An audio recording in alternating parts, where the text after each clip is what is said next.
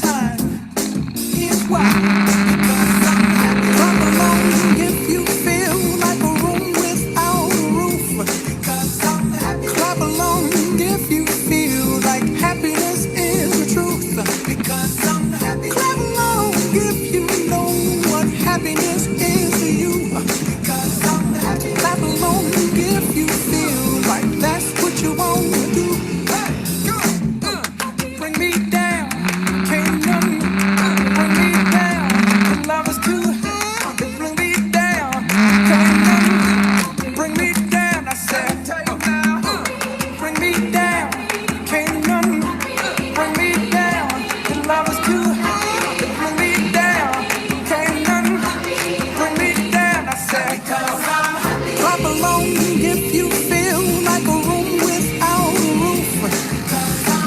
Clap along if you feel like happiness is the truth.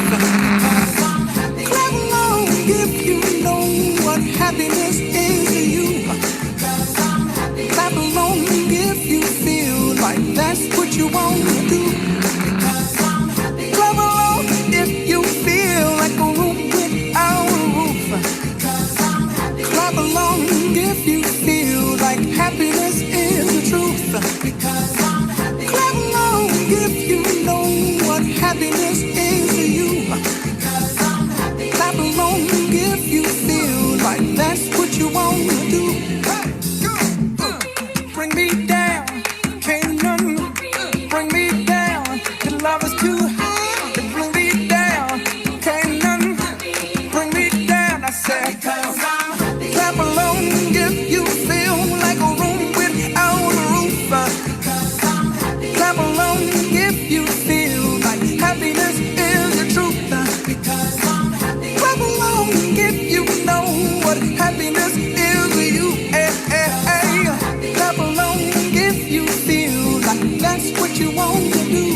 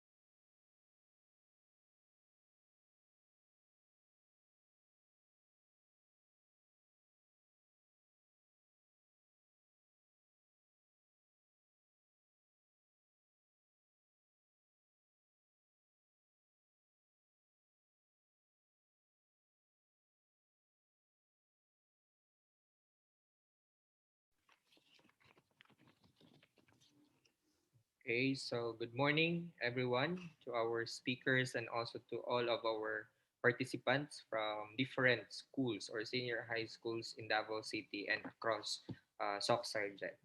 Okay, so before we start, I would like to ask everyone to kindly comment one if you can hear me well. Maklaro ba? Malunggan ba ko? Okay, kindly type one.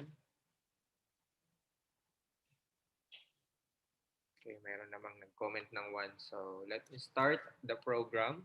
And for your information, our webinar this morning is live on the official YouTube channel of the university. So kindly inform your classmates, your batchmates, or your friends that they can watch our free live webinar in our official YouTube channel, the University of Mindanao official YouTube channel.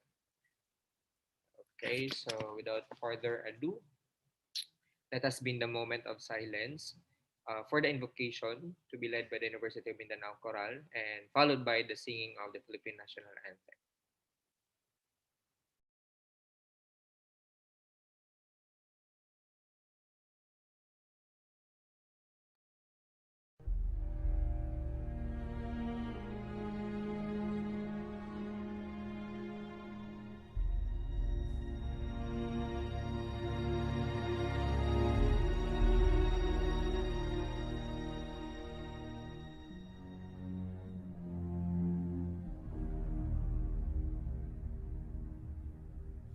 Many nights we've cried with no proof anyone could hear.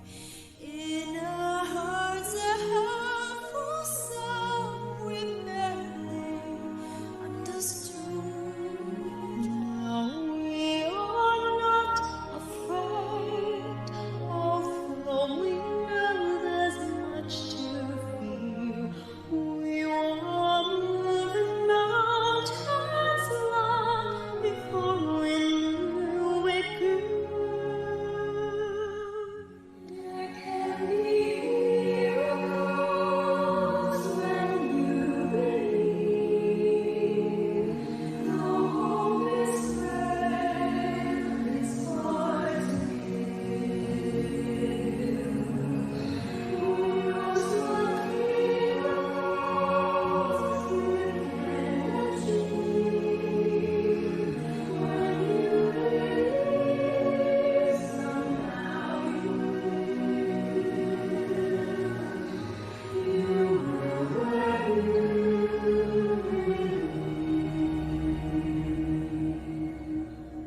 in this time of fear and prayer so often proves in vain, hope seems like the summer voices lifting, float away. Yet now I'm standing here, my heart so full I can't explain, seeking faith and speaking words I never thought I'd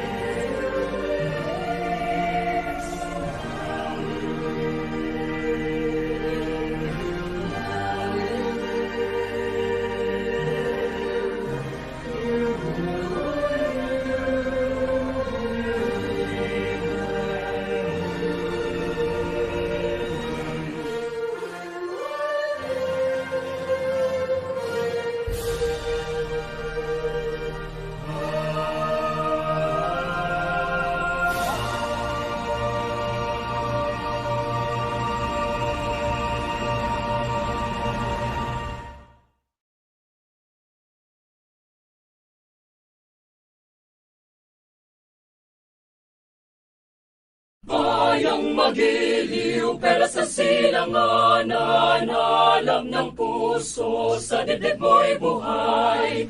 Lupang hinirang, duyan ka ng magiting, sa manlulupig, di ka pasisingil. Sa dagat at bundok, sa simuya, sa langit ng bagha, may dilagang tula at awit sa paglayang minamahal. Ang kislap ng watawat mo'y tagumpay na nagniningning, ang bituing at araw niyang kailan pa may di magdidilim. Lupa ng araw ng wala di pagsinta, buhay langit sa piling mo. Aming ligaya ng pagmay mga api, ang mamatay ng dahil sa'yo.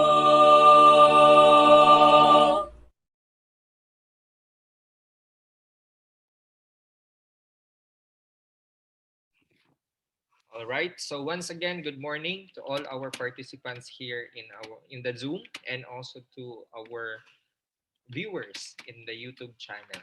So this time we would like to acknowledge our participants from different schools. So kindly type down your strand and school name in our comment box. And for that, we are very grateful, no, in behalf of the university, to the advisors and to the immersion teachers for accepting our invitation, and to all of you students for your participation this morning. Okay, so let me read some comments in our chat box. We have here from Mabini National High School.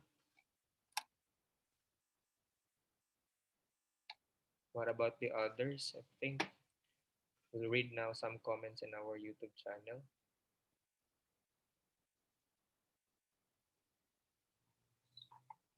We have here.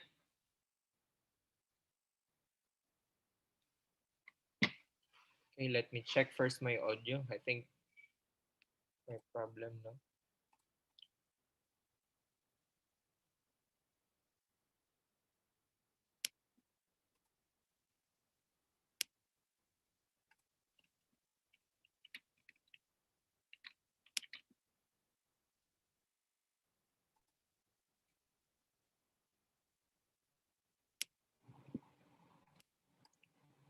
About this one po, Sir Ray and Sir Jetron, marinig na po ba?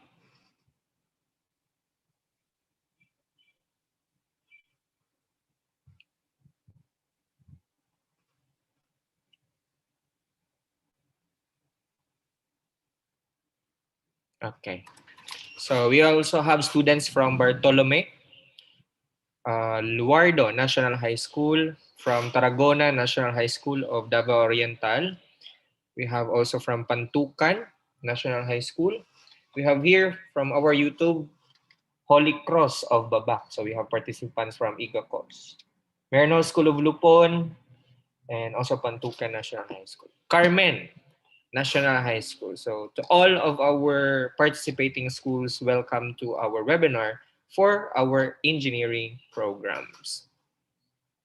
Okay, so this time I will present to you our program. Okay, so we have two speakers for this morning. First speaker will discuss about the pre-employment requirements. During your immersion, you have your pre-deployment. So you have to prepare for the cover letter, for the resume, and also on how will you ace the interview. So our speaker will help you discuss the strategies in writing winning cover letter and resume. And our second speaker will discuss about the best immersion practices of the engineering programs, and also how to prepare or write or to make a capstone, no, or a capstone project ideas. Okay, so without further ado, I will transfer our virtual floor to our first speaker. Our first speaker will discuss about the pre-employment requirements. He is the Vice President of the External Relations and International Affairs Office. Please help me welcome Dr. Reynaldo C. Castro. Thank you very much, Glenn. Good morning to our senior high school students. We have from Merino Lopon, Pantukan, no? Bartolome, Luardo in YouTube. Um, so welcome to our immersion program this morning, and we would like to extend our thanks and appreciation to your teachers in senior high school, to your principal. No, 3 weeks ago we traveled. Glenn and we traveled in Davao Oriental, in Davao de Oro, and in Davao del Norte, inviting our students to participate in the immersion program. We understand that part of the requirement of the senior high school students is to expose themselves, no, in various companies, in various agencies relative to their strand. However, due to our situation right now, that is not possible. So we take this initiative of giving you an immersion program through virtual means, no. And I think this is the pang ilang series na ito, no. We begin with different strands last week, no, and then more are coming up to next week. And today our expected participants are from the STEM, although I've seen we have from GAS, we have from other strand, and you are free to participate, no, our immersion program. So my topic, I will be helping you write an application letter, resume, and how to make confident, no, be confident during job interview, and what are some of the social media etiquette that you need to observe. These are very important in your application process. So let's start with the first topic, which is writing, how to write, no, an impressive application letter and resume. And let's watch this video.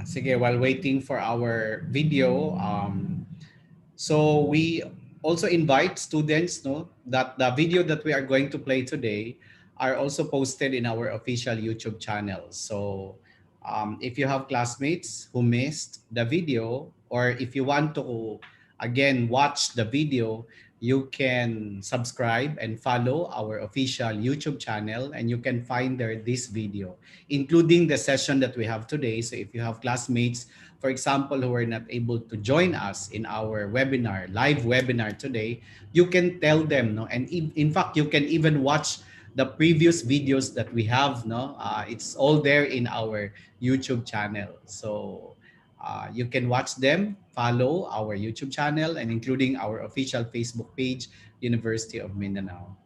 All right? Sige. Glenn, are you ready for the video?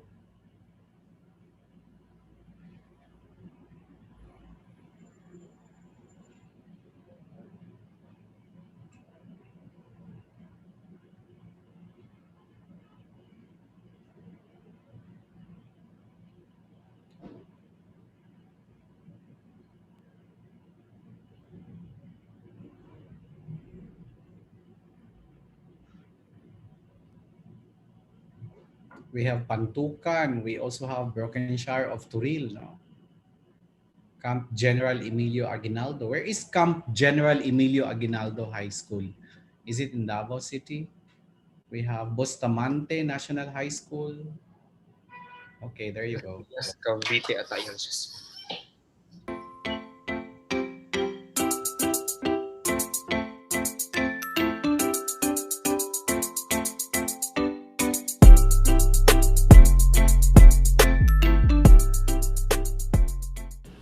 Hi to all our students in CAID 500 and welcome to our second video. Today we are going to talk about two important things in your CAID 500 and in your application process. Writing a cover letter, or popularly known as application letter and resume. First, why write a cover letter? I'd like to cite three reasons. First is that because you have earned a formal education, a formal baccalaureate degree, you need to show to your potential employer that you can write and that you can communicate well. That's why you have to write an application letter or a cover letter. Second is that you have to highlight your particular skills, your past work history, or other areas that are specific to the job that you are applying. You have to think of it as a quick sales pitch. And third reason is that you have to set yourself apart from the competition. Remember this, in one position, there's a dozen or two of you applying for that position. And therefore, the first level of assessment of your potential employer is your application letter. So, how are you going to write a winning cover letter? These are our tips. First, you have to write there the date. Don't forget the date. And when you are going to write your application letter, you are going to follow the American English style. So you start with the date, for example, September 10, 2020, not 10 September 2020. The next one is that you have to write the name of the addressee. Maybe the HR manager or the president of the organization. If you don't have any idea of the name of the HR manager or to whom you're going to address the letter, then you have to exert extra effort. You can visit the company, you can give them a call, and ask from them to whom you can address your application letter. If you're going to visit the company, then tell the HR office. Normally, you have to proceed to the HR office and ask the people there in the HR that you're interested to submit an application letter, and you're going to inquire from them to whom you're going to address the letter. So get the complete name, the exact position of the person, and of course, the name of the company and the address. So that's how you're going to do it. For example, you have Miss Joanne T. Santos, HR Manager. Oops! You also have to make sure that Joanne Santos is the HR Manager because she might be the VP for HR, and by writing there, HR Manager, you have demoted the person. So it's already a demerit in your part. So you have to make sure what's the exact position of the person. So let's go back to that. Miss Joanne T. Santos, HR Manager, XYZ Corporation, Ponciano Street, Davao City. That's it. And then you have the opening. You say, Miss Santos, colon. Do not write Dear Miss Santos because remember that your application letter is a formal style of communication, and writing the word Dear Miss Santos reduces the formality of your communication unless you are very close to that person. So you write there Miss Santos colon. In your first paragraph, you have to mention how did you get to know about the information of the position, whether you get the information from a friend or somebody who's working in the organization, or maybe you have read that somewhere in the local paper, then you can cite that in your first paragraph, and your interest of applying for the position. So for example, you would say, I've read in the local paper, Mindanao Times, dated September 4, 2020, that your company is in need of accounting staff.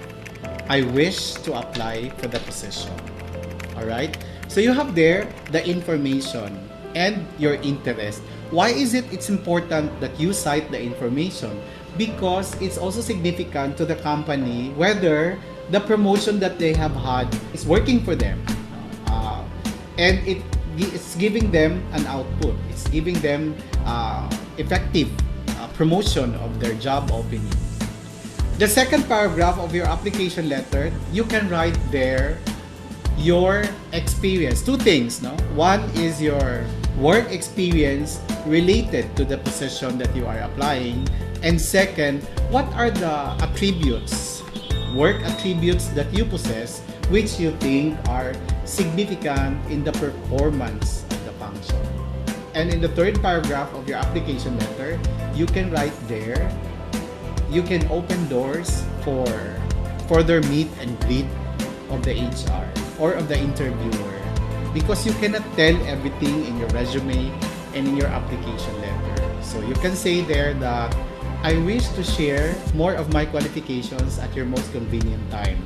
I can be reached at your contact number or your email address. And then you can close the letter by saying sincerely or respectfully yours. I suggest do not write very truly yours, because Tagalog mo yung very truly yours, ako iyong buong buo, no? It's not very formal. Again, I'd like to remind you that your application letter is a formal style of communication. So after closing, don't forget your name and then your signature.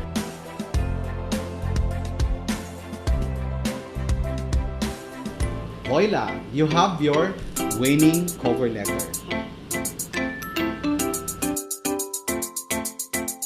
So you have there our first video, writing an application letter or cover letter. Let's proceed to the second video, writing your resume.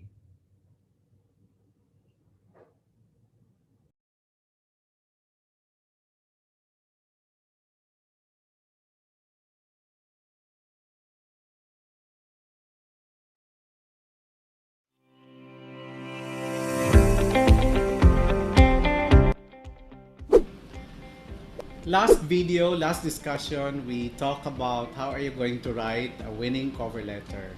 And today, partner with your cover letter is the resume. We're going to talk about how are you going to write a winning resume.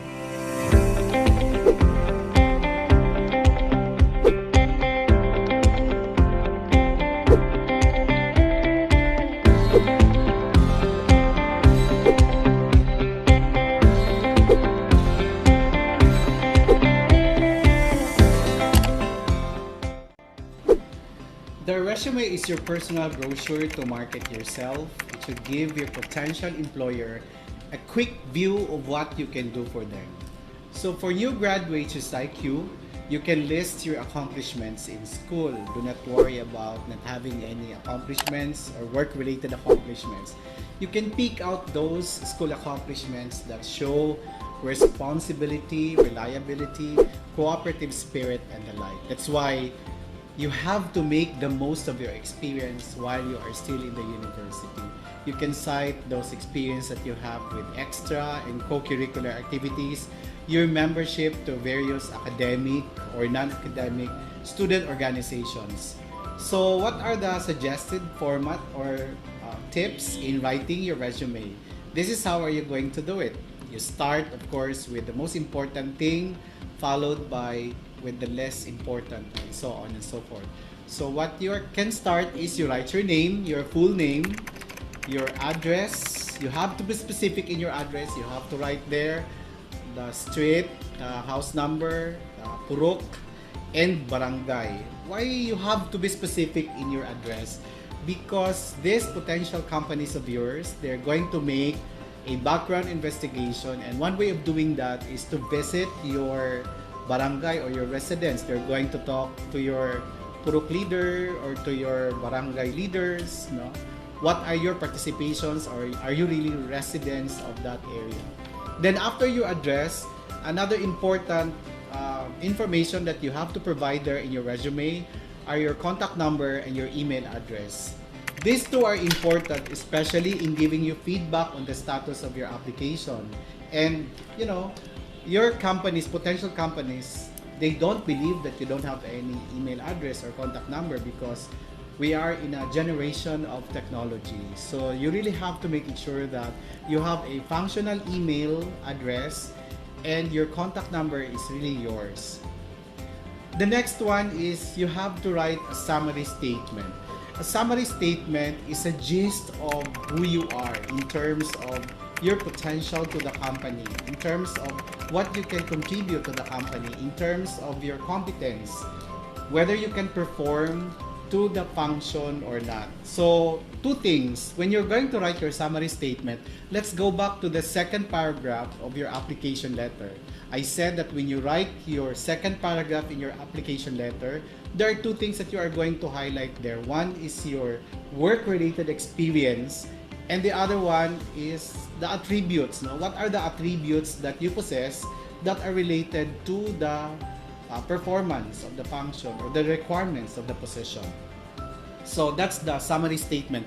Later on, I'm going to show a sample summary statement. How are you going to write it? The next one is your work or school related experience or OJT experience. Now, if you're working student, then you can write there, but you have to make it sure that your work experience during the time that you're still in the university are related to the position or to the requirements of the company, or your OJT experience, of course, for sure, are related to the requirements also of the potential company that you're applying to. So you have to cite that in your resume.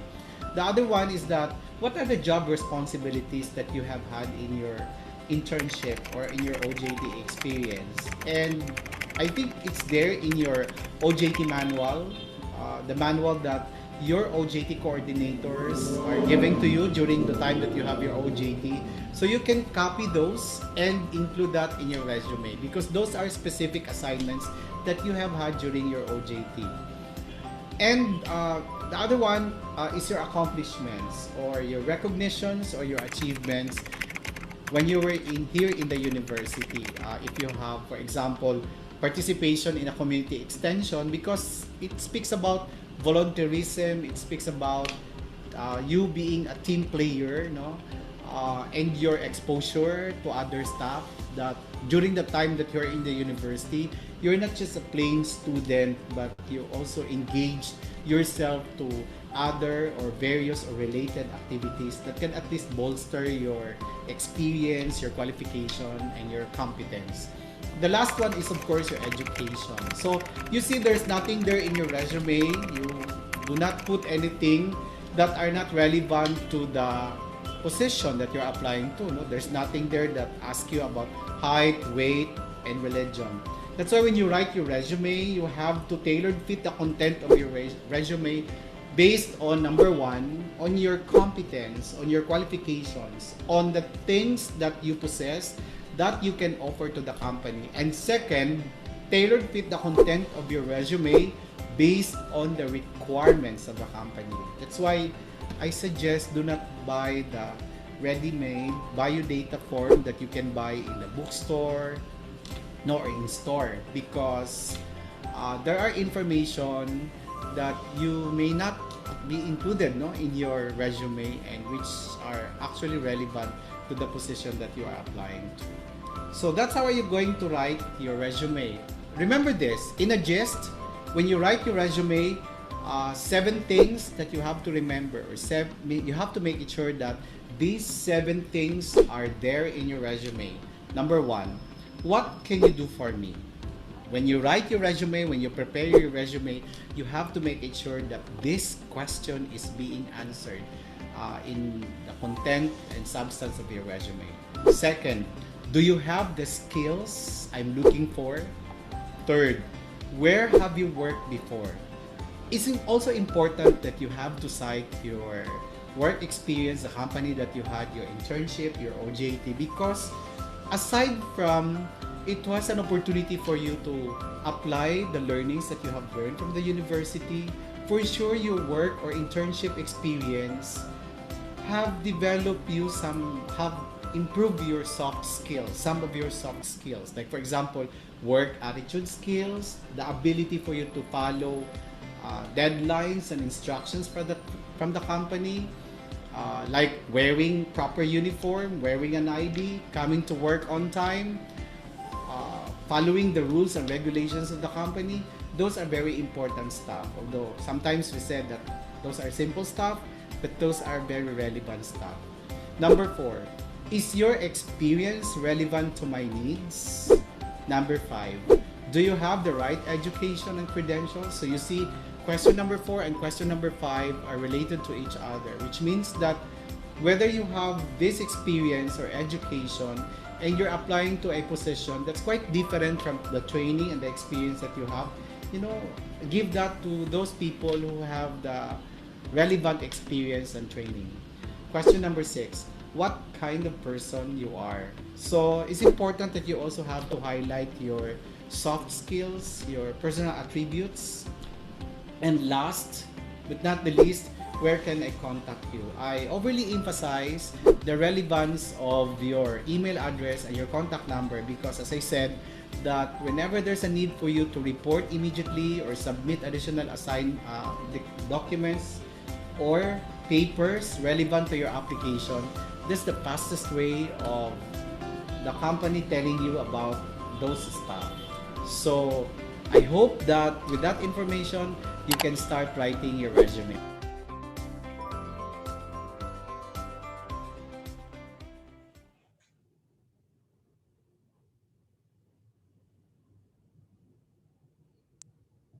Okay, there you go. Let me share my screen so that I can continue my presentation.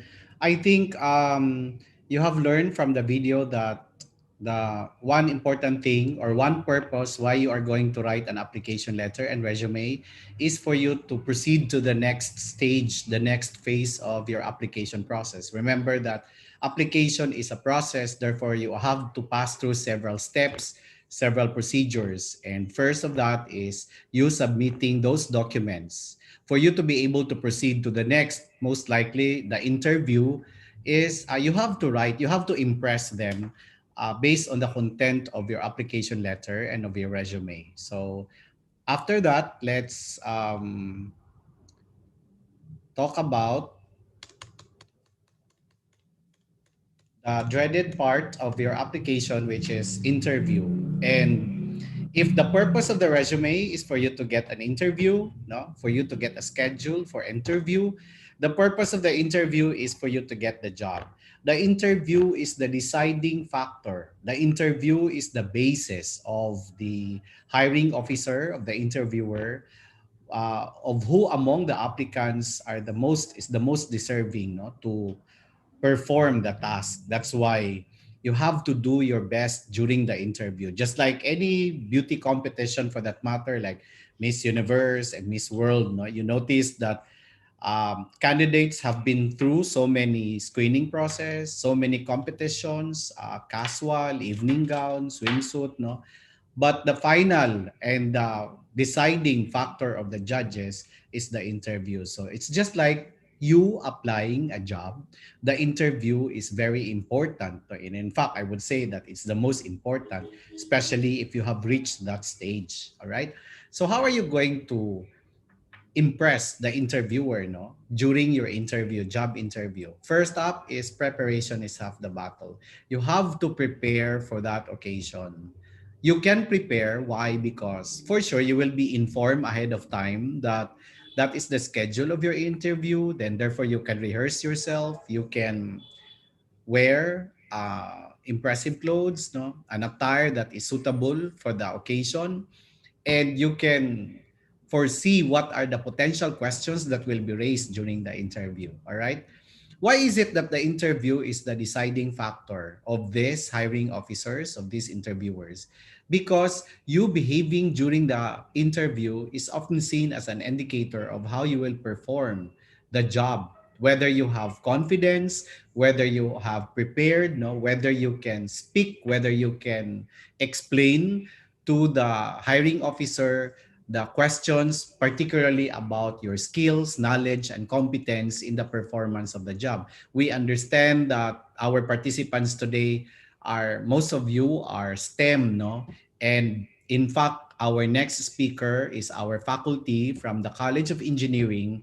And for those of you who are interested to proceed to engineering, and you see, engineering is a very highly technical course, which means that a graduate, if you're an engineer or a graduate of an engineering program, it is therefore expected that you must be good in operating machines. No, if there's a need for you to operate a specific machine or equipment, therefore you have to be good at that. All right. The better prepared you are, the less nervous you will feel and the more confident you will appear. So what we are looking here is, if I am the interviewer, if I am the hiring officer, what I am looking for from the applicant is whether you are confident. So it's important that you will not feel any nervousness, because if you are nervous, then you are not confident. You will not be confident in responding to the questions of the interviewer. And equally important thing, no, during the interview is that you have to study, you have to read something about the organization that you're applying to, no. And you have to know the purpose of the interview, because from there you can provide a good answer, a good response to the question. So it's just like, yung mga lalaki, pag may nagustuhan kayo, no, ng mga babae, tapos yung mga babae bago niyo sagutin yung mga nanligaw sa inyo, 'di ba? Before kayo magsabi ng yes or before kayo manligaw, 'di ba, you need to do research about the likes and dislikes, the interest of the person that you're interested with. Para naman, 'di ba, to capture also the interest, to get the interest of that person. So akin to that, same to that is you applying in a company, you need to know about the company so that you can say something about the company. Pareho ra gud na ang kung pangutanon mo, why you want to enroll in UM? And if you're here in UM, and then why you enroll in UM? Because I've learned that UM is like this and like that. So maybe you can like study the vision mission of the organization. What are their products and services? So during job interview, ano ang mga questions no na itatanong ng mga interviewers, ng mga hiring officers? Well, first is your ability to perform the job. Can you really perform the job? Marunong ka ba no? Sabi ko nga kasi kung halimbawa engineering ka or architecture ka no, highly technical ang course mo, if you need to perform or operate an equipment, can you do that? No, kayang-kaya mo ba i-operate yung isang machine? All right? Okay. And then if kaya mo, no, you are competent enough, the next question will be about your fitness, your culture and your personality, no, your attitude, um, your ability to assimilate and mingle with other people, all right? And then third one is your motivation and enthusiasm. Are you like that person who is you have a career goal, no? You have perspective, you have foresee your career in the future, you have ambition. That's why you will be asked questions like, how do you see yourself in 10 to 15 years? All right. So is your answer related to your career goals or is your answer too personal? No. So if you are asked that question, if you will be asked that question, do not be too personal in your answer. Okay. The other one is your past accomplishments. So example, in your school organization, no, have you participated in various organizations? Because if you have done that, that means that you have better exposure. All right, you have there's an assumption, there's a impression that you are a team player. Okay, because you have mingled with your classmates, you have worked with other people for a specific project. No, okay. And the knowledge of the company, as I said, that you have to know the vision mission, what are the products or services of the company, how long they have been in the industry, and your communication skills. So when you say communication skills, it's your ability to express yourself, to share your ideas, to process ideas, no, and say that in your own style, in your own way of, expressing and giving your interpretation of an information that you have received, no. So yun lang, no, yun lang ang mga questions na itatanong sa inyo. So it's about test of your fitness. So generally, remember this, that questions can be grouped into three, no? One is that questions about you performing the task. Can you do the job? Of course, hindi naman tanungin ikaw, can you do the job? But if you will be asked like, what are your strengths? What are your experience? The interest of the interviewer there is all about in your skills, in your talents, in your competencies, no, in your abilities. All right. That's why the interviewer is asking you about your experience. Is your experience related to the position and to the requirement of the position? No.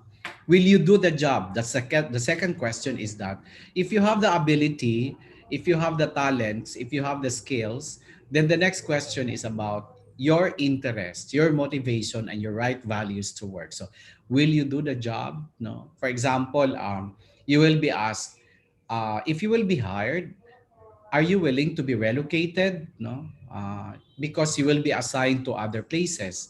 Are you willing to travel? All right, or are you willing to work overtime? Because sometimes in our organization there are possibilities that your working hours will be extended. No, are you willing to do that? No, so, and the third one is that will you fit in the company and its culture? So it's about interpersonal skills, your adaptability, and your positive work attitude. So take note of that. No, the questions in the job interview again is all about you getting into the organization, your preparedness, what you can offer to them. All right. So some of the common job interview questions are: number one, tell me something about yourself. That's very basic. And it says here that do not be so personal or long-winded. So again, what is the interest of the interviewer here is that they want to know your strengths, no, your accomplishments, and your experiences related to the position. So if you are applying for an engineering related or an architecture related or an education related, no, or a business related uh, job, then therefore you have to know ahead of time what are the important characteristics and requirements for the position, and try to look at yourself, no, go see a mirror and assess yourself, what competencies, what abilities, no, what attributes that you have that you think are contributory to the performance of the function. The second question, possible question, will be about what do you know about our company, or why do you want to work in our company, why you are applying for this position. So what is your interest in our company? Do you think that you are going to stay here for so long, di ba? So it's a test whether you have prior knowledge about the company. That's why it's important that you have to read. And in your case right now, it's easy for you to do that, no? Because information is just right at your fingertips. All right, you can like search the website, look at the brochures, no, and look at the YouTube of the company. If there are many information there, then you can like you know, glue yourself with those information. Third one is, what is your greatest weakness? Mind you, senior high school students, that the interviewer is not interested about your weakness.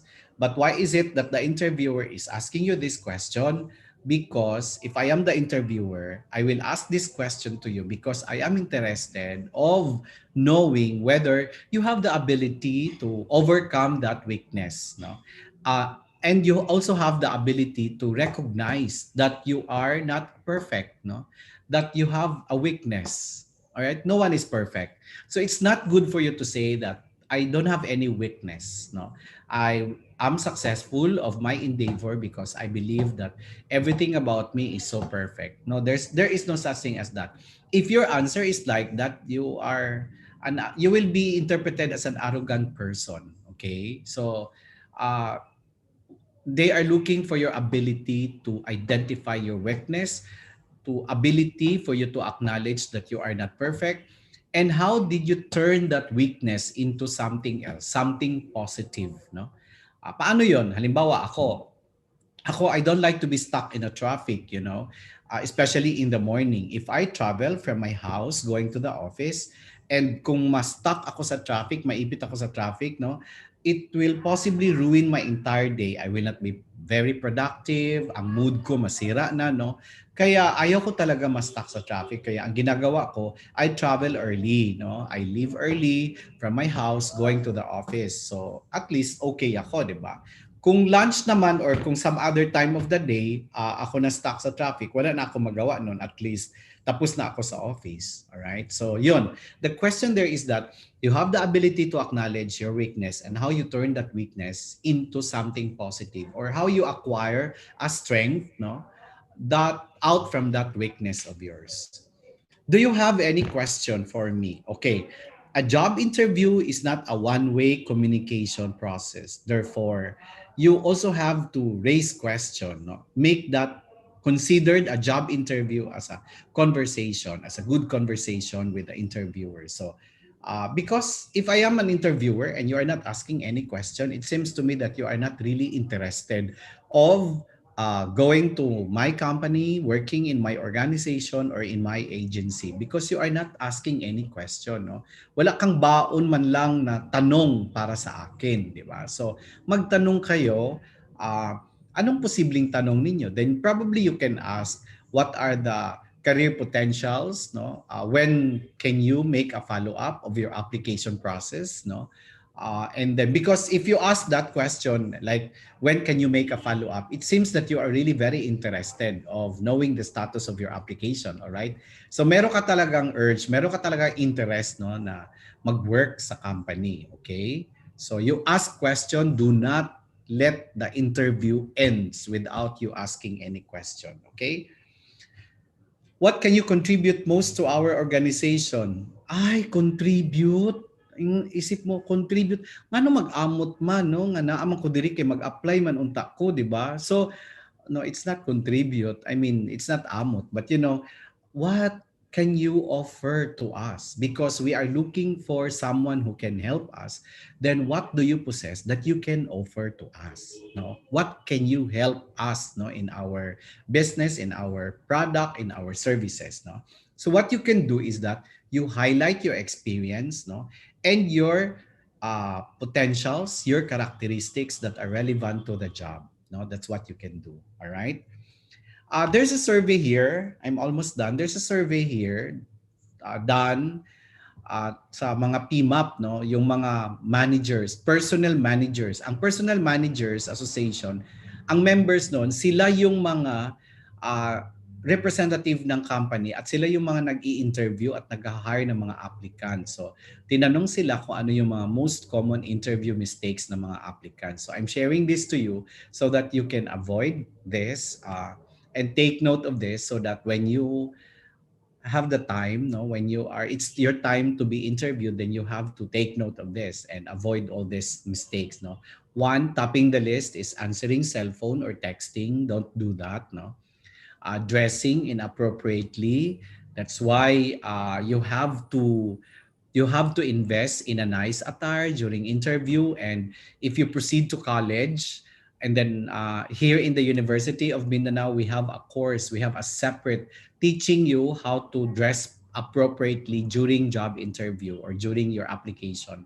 Appearing disinterested, appearing arrogant, no, unprepared, chewing gum.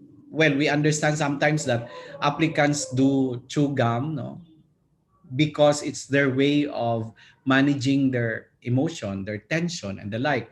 But it doesn't look good after all. It's first impression. No? It will give a first impression that is not good to the interviewer. Mura ka kanding sige usap-usap, not providing specific answers, and you see not asking good questions. So you have to ask good questions, okay? And lastly, let me share about social media etiquette, because if you apply in a company, they do, the HR, the human resource managers, they do background investigation. No? And one way of doing that is checking your social media account, your Facebook account, your Twitter, no, your Instagram, because they want to know what are you posting. And whatever you have there in your social media account are actually reflection of your personality, of your characteristics. And we don't like to hire people, no, companies, they don't like to hire people who have bad image, bad character.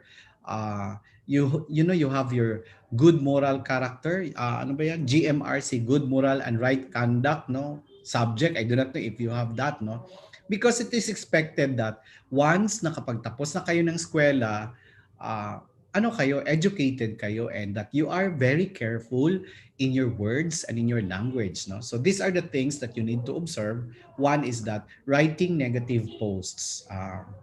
We know that number one, no one is perfect. And we know that there are shortcomings, and sometimes we cannot help but rant in the social media, express our dismay, our disgust from our experience in the social media. But why do that? I mean, for what purpose? For your followers to know that you are not in a nice condition, that you have experienced this, 'di ba? Oh, so it's not good, because as I said, if you do that, number one, you are not helping correct the organization, and number two, it will just paint a bad image on your personality, on your character, right? Another thing is that and grammatical posts or use of derogatory language, no, so it is expected that since you have acquired a good education, no, pag nakapagtapos na kayo ng college, then you can write well, you can communicate well. And when you post something, therefore you have to be careful, you have to check whether the construction is correct or not, no. And third is that as much as possible, do not make your posts all about you. All your posts all about you, no? Uh, because it speaks something that you want to be always in the spotlight. And if we will hire you, then ikaw yung tao na gusto palagi sa spotlight. Gusto ka palagi papansin, no? Gusto ka palagi makuha ang attention ng mga tao, 'di ba?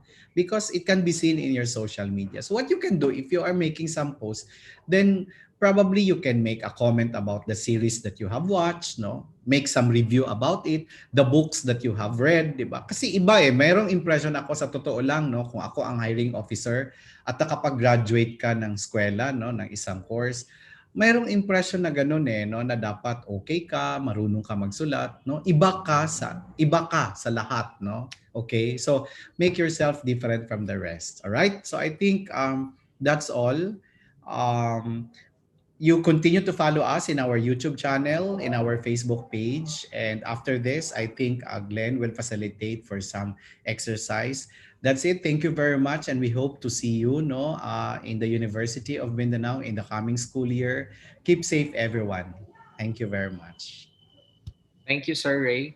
And I hope that everyone is listening because we have our game related to the topic discussed by Sir Ray, the pre-employment requirements. So this time I will encourage everyone to participate, no? And we will call this one.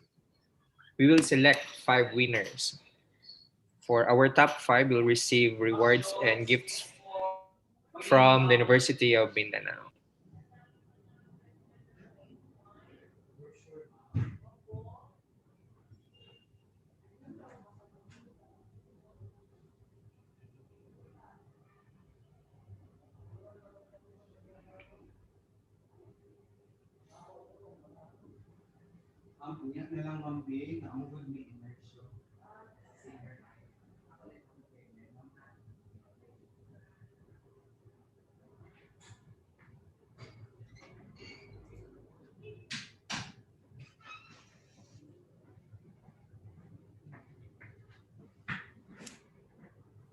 Okay, so go to menti.com and use this code number 88350654. Again, go to menti.com and use the code 88350654. Sir, saan man ipag-add to sa Menti? So you visit any sites. It could be Google, Mozilla, Safari, and then type menti.com and you will be navigated to this application and mag-ask siya ng code number. You input 88350654.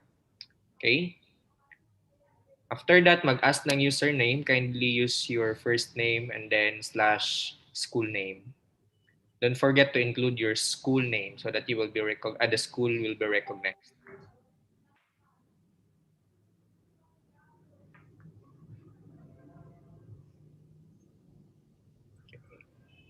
We have our new comments now from our YouTube channel. Welcome from the Merino School of Maniki and also Tarragona National High School. All right, we have 8 participants already. Let's wait for our participants sa ating YouTube channel.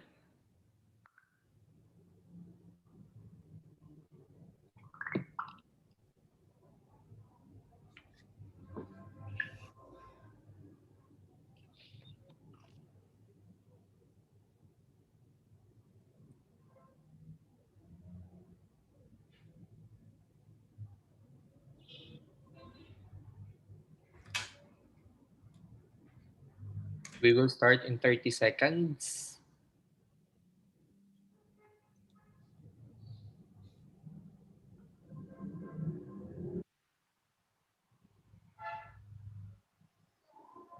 Fifteen seconds. Down to 10, 9, 8, 7, 6, 5, 4, 3, 2, and 1. Is everyone ready? And now let's have our first round of Menti quiz. So for this round now we have 5 questions and make sure to answer fast to get more points. Our question number 1, how long is the ideal resume?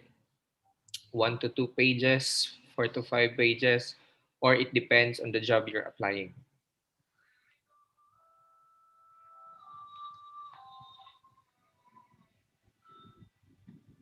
Time's up. Okay, the correct answer is 1 to 2 pages. Okay, so only 13 got the right answer. Let's say our leaderboard. Okay, here's our top 5. Nakalimutan, no? Hindi nasali yung school name.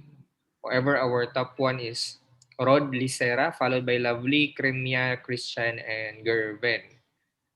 Okay, now let's have our second question.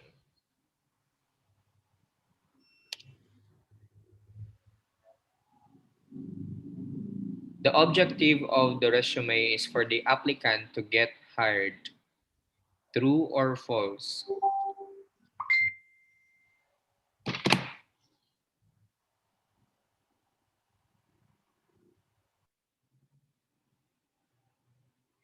Okay, time's up. Only one got the right answer. Why false? Because the objective of the resume is for you to get interviewed, hindi pa po to get hired. Okay, it doesn't mean you have the good cover letter and resume, ma-hire ka agad. May second process pa yan, which is the interview. That's why the answer is false. Okay? So, in this question, only one got the right answer, and that is May Ray. So, siya ating new first placer for this question. Okay? Walang changes sa ating ano, no? Now, let's have the third question.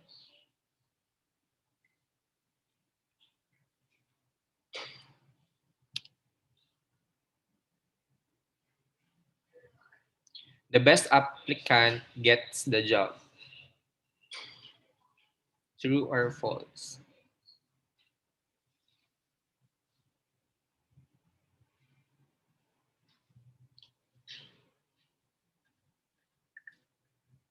Okay? Dito naman 6 yung tumama. No? Why false? Because applicant must be interviewed. Okay? The best interviewed gets the job. So this is connected to the question number 2. So if you're the best interviewed applicant, you get the job. So ay, 6 lang yung tumama. Let's see. Okay, our top 6 to 10, no? Yung tumama. I think may papasok na isa.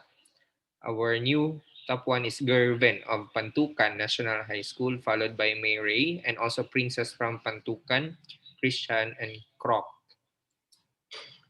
Now, let's proceed to the next question.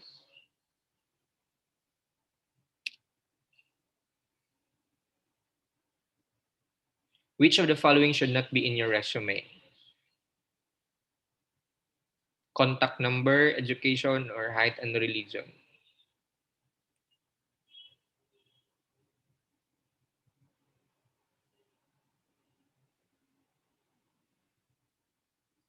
Time's up. Very good, no? Everyone got the right answer. That's the height and religion. Let's see our leaderboard.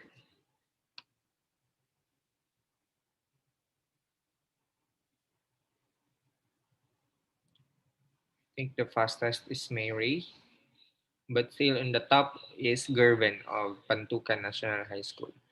Now let's have our last question for this round, and we will reveal the top 5 winners right after the question. Will you do the job is a general question on the applicant's blank skills, motivation, or adaptability.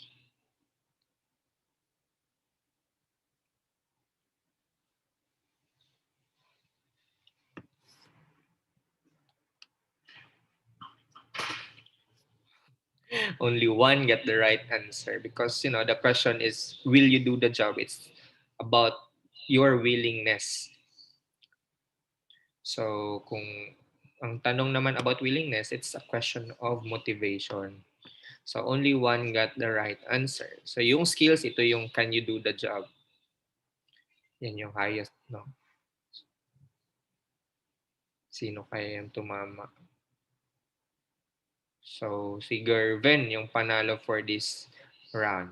Okay, Gervin of Pantukan National High School, followed by May Ray, Princess Stony Garay of Pantukan, Christian, and Sarsa. So, for all the winners, kindly email me your contact information as long as your school name so that you will be informed on how to get your rewards and gifts from the University of Mindanao. Okay, congratulations. And dyan po nagtatapos yung natin, no, discussion about pre-employment requirements. This time, let's proceed to our next speaker. We will be discussing the capstone project ideas of the engineering as well as the career opportunities when you choose the engineering program. So our speaker is the research coordinator of the College of Engineering Education. Please help me welcome Engineer Jetron Adtuon. Good morning, sir. Good morning, sir. Loud and clear po. Okay po, thank you.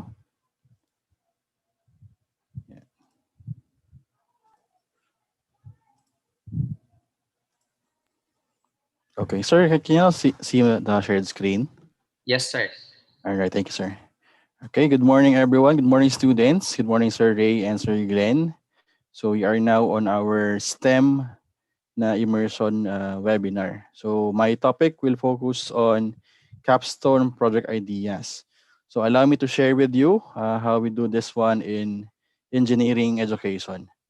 So my topic focus on the following concepts. Number one is the concept of capstone projects, and then where can we find capstone project ideas, and then what are the projects made by the College of Engineering Education. Also, allow me to share with you our new center. This is focused on green nanotechnology innovations for environmental solutions and some of the career path for engineers. Okay, so to start with, let us define first a capstone project. So based on the definition, it is a capstone project answers a question of practical importance and often serves as a cumulative academic and intellectual experience for students at the secondary level. So I'm sure you all guys are done with your capstone project, correct? So most of you here are already have completed their capstone projects. Now, this capstone project is designed to allow students to think critically and solve practical problems. Also, it will help them enable the skills of which they can use in the future. So your output in your capstone project during the secondary level will allow you to check yourself as to what field are you really into. Kasi naman I know there are some of you here na even if STEM siya, pero hindi pa naman talaga STEM yung target, no? Might be undecided pa talaga. And we have gas, we have other different programs. Uh, okay. So here are some of the sources of ideas. These are just common sources. So number one is your skill. So pwedeng ang skill ng isang tao yung kanyang source of idea. Could be hobbies, interest, and past experience. Later, I will show you some of the examples of these ideas, no? From their ideas, coming from these common ideas, ano yung output nila. So I'll show it to you later. Now, we have also our common ideation techniques. So based on some books, ito yung very common. Number one is brainstorming. And this is usually done in a classroom setting, di ba? When we have topics that we need to discuss, we do brainstorming in the class. Also, when we have projects to take, we do the brainstorming. And we have also mind mapping. So here, we write down the key points or keywords that is related to the main topic that we are trying to discuss. And also our storyboard. So we can actually do storyboarding. Also, in the college level, we have what we call our research agenda. I am not sure under the secondary level if we do have the research agenda, but for the college, we have this research agenda. So it's usually may may breakdown ng mga agenda per college. So this is in support to the agenda of the whole university or the school. So from the big agenda nung buong school, merong contribution in every program or every college ng university. Now, from this agenda, we can do literature review. And from there, we can get ideas. So hindi na siya galing doon sa ating hobbies, sa skills, not more of the personal ideas that we have. Okay. So the agenda actually orients you towards both the short-term and long-term goals. It allows to identify the academic path to engage and steers you to the right people to collaborate.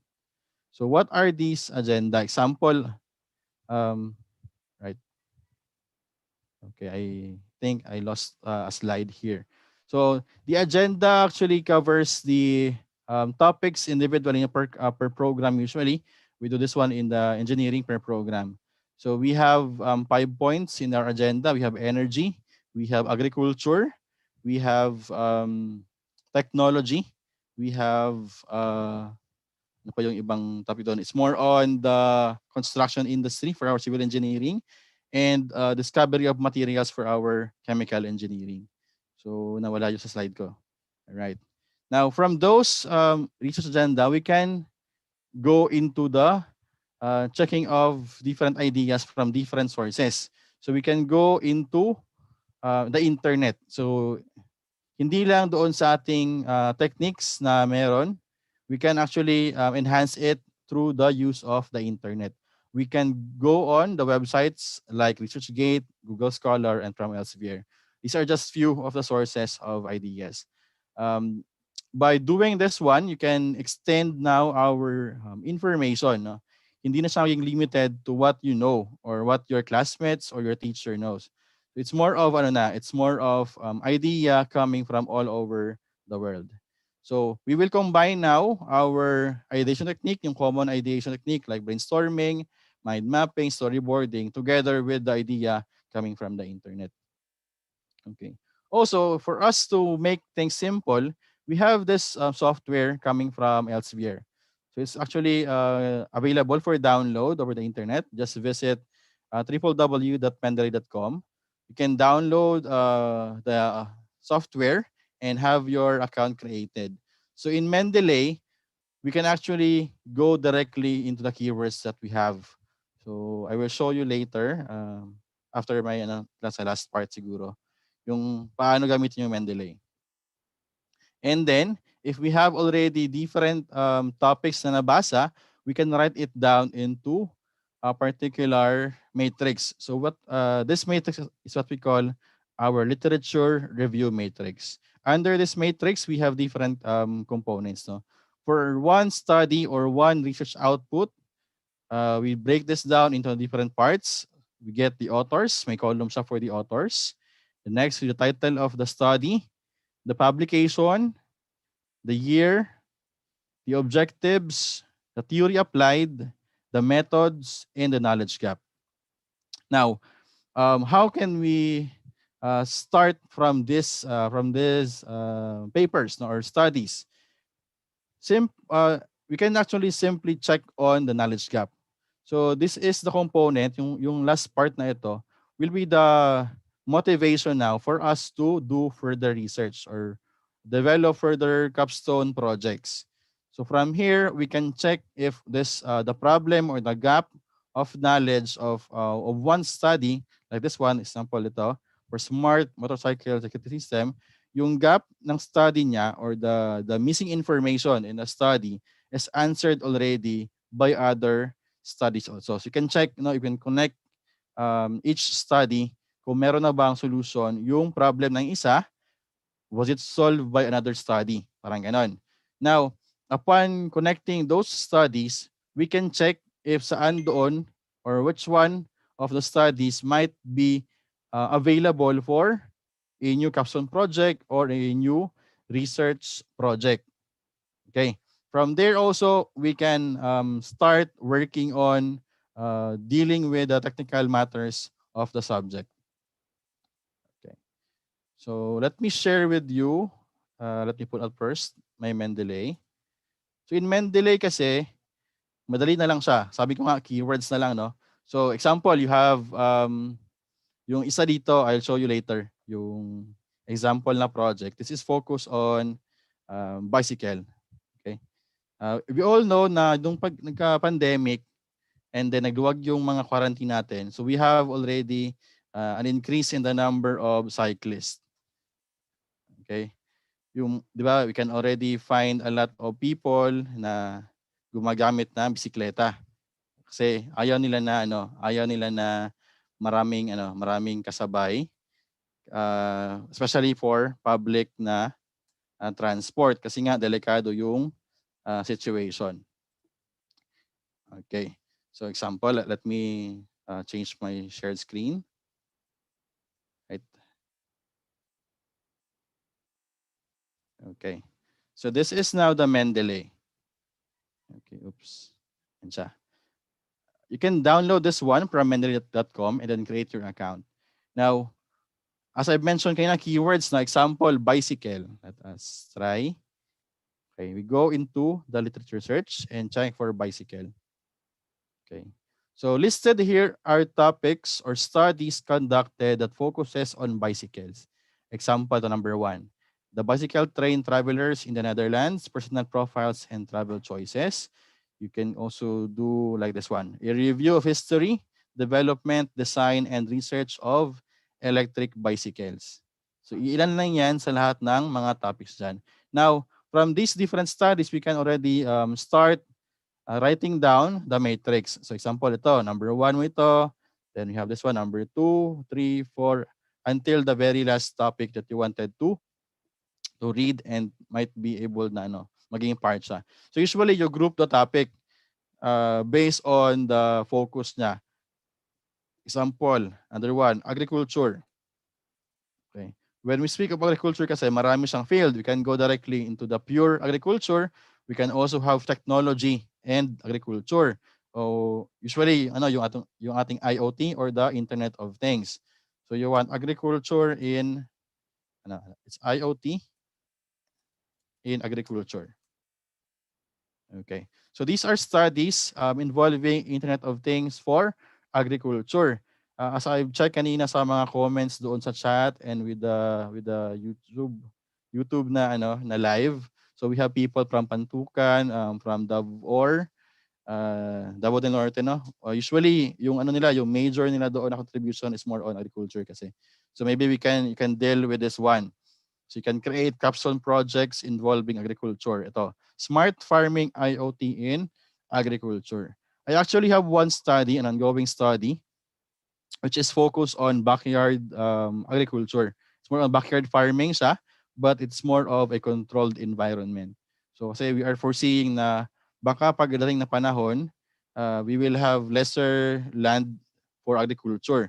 So can we address it na gawing backyard farming na lang siya to support our needs, our daily needs. So we are doing that study right now. So we are halfway with the project and still testing on different vegetables na we can grow with our design. So ito siya. Okay. Also, we can search here based on authors. If you have people whom you know who are focused on something of gusto mong topic, so you can do a search. Let's try my name. So I'll search for my name here. Ayan. So if we type in my surname, I could already find the studies which I actually have published. So I have already have this one. Different studies on agriculture also. This is more on Carabao mango analysis. I do have tuna meat identification. This is also on in fisheries. And then I also have topic on medicine, which is on skin cancer. So we can browse our names here. Ano ba yung target ni UM? Okay.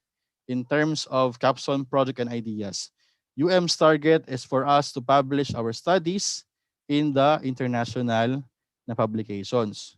So at the end of studying for 5 years or 4 to 5 years in engineering, we always look forward that our studies will be available in the internet or in the research world. So ito yung gamit ng ating Mendeley desktop. For if you want to do further studies, you can go to Mendeley and then search na lang yung topic. Or if you are currently working on a capstone project right now and then you have a lesser number of information about it, you can go into Mendeley para mapadali yung yung work nyo. Before if I can recall when I was in high school, my studies focused on on banana. It's more on crown rot in banana. So I have team members, apat kami noon, gumawa ng study. So it's focused on crown rot of banana. It's for export.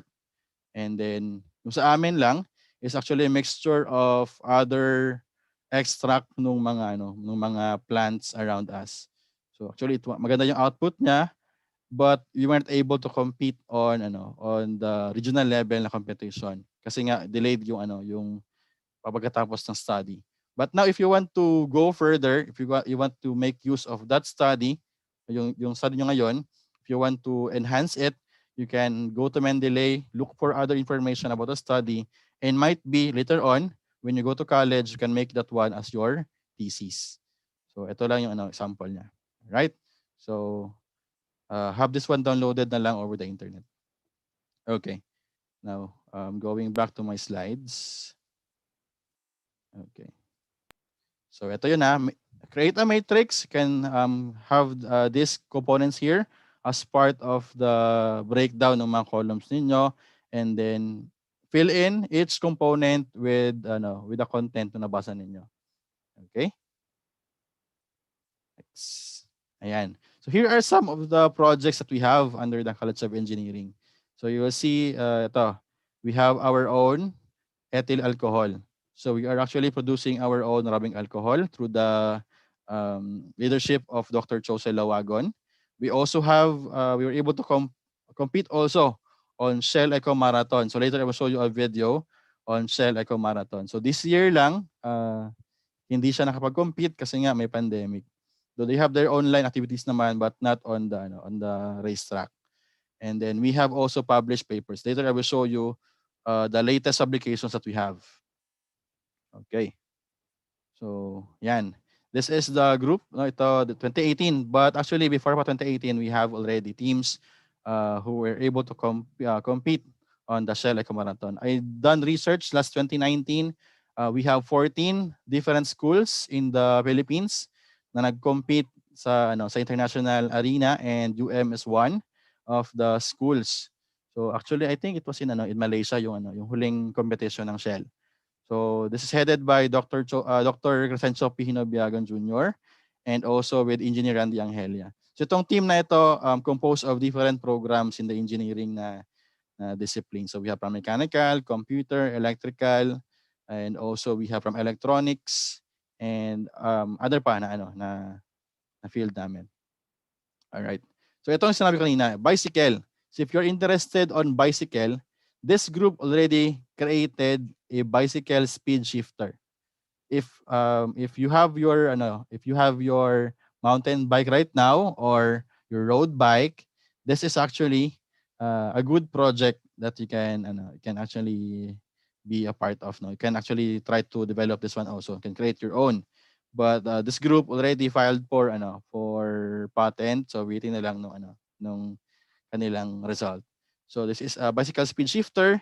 Pwede siyang automatic, pwede na siyang manual. So actually ito yung bicycle, yung owner niya is this guy. This is Ayan.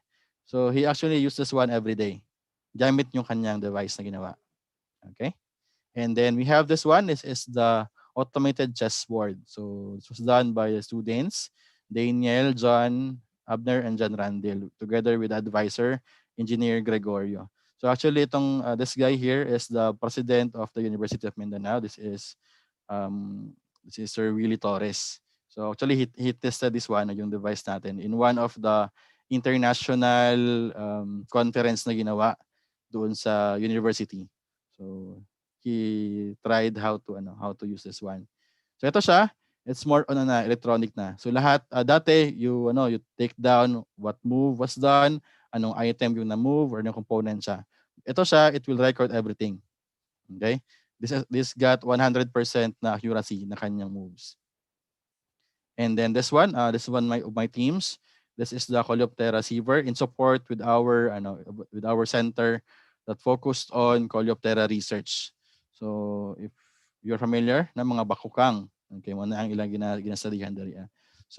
My team supported doon sa pag-sieve ng kanilang samples ng Coleoptera. Okay. Also have a team focused on body mass index calculator.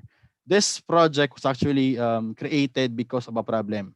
So the problem actually was sa UM kasi, yung mga faculty namin, yung mga employees are required to record the BMI. And then tendency na minsan nakalimutan, so they need to remind pa na, oh, have your BMI recorded already? So ang ginawa ng team is to create a BMI calculator. Na ang gawin nila ng tao is to stand up and then click the start button. And yung system na ang bahala to record the details of the BMI and then save also the files. So ito rin siya can have profiling na kung ano yung mga diet na pwede sa inyo. And then this pedestrian lane team, this is focused on the intelligent pedestrian lane. And then this team itlog, this is focused also on identification of the quality of eggs. And then this team focused on the graphene-based conductive ink. So this actually, ito yung ink niya. This is actually a simple circuit through a LED or a light emitting diode. So ito siya is actually put in a paper. Kapon band lang siya. And then using the ink, nag-draw ng lines for a circuit and then supply it with power and then it will now light up our LED. So this is more on graphene based. And then this is one of the teams who recently got the best paper award last 2020, no, December 2020.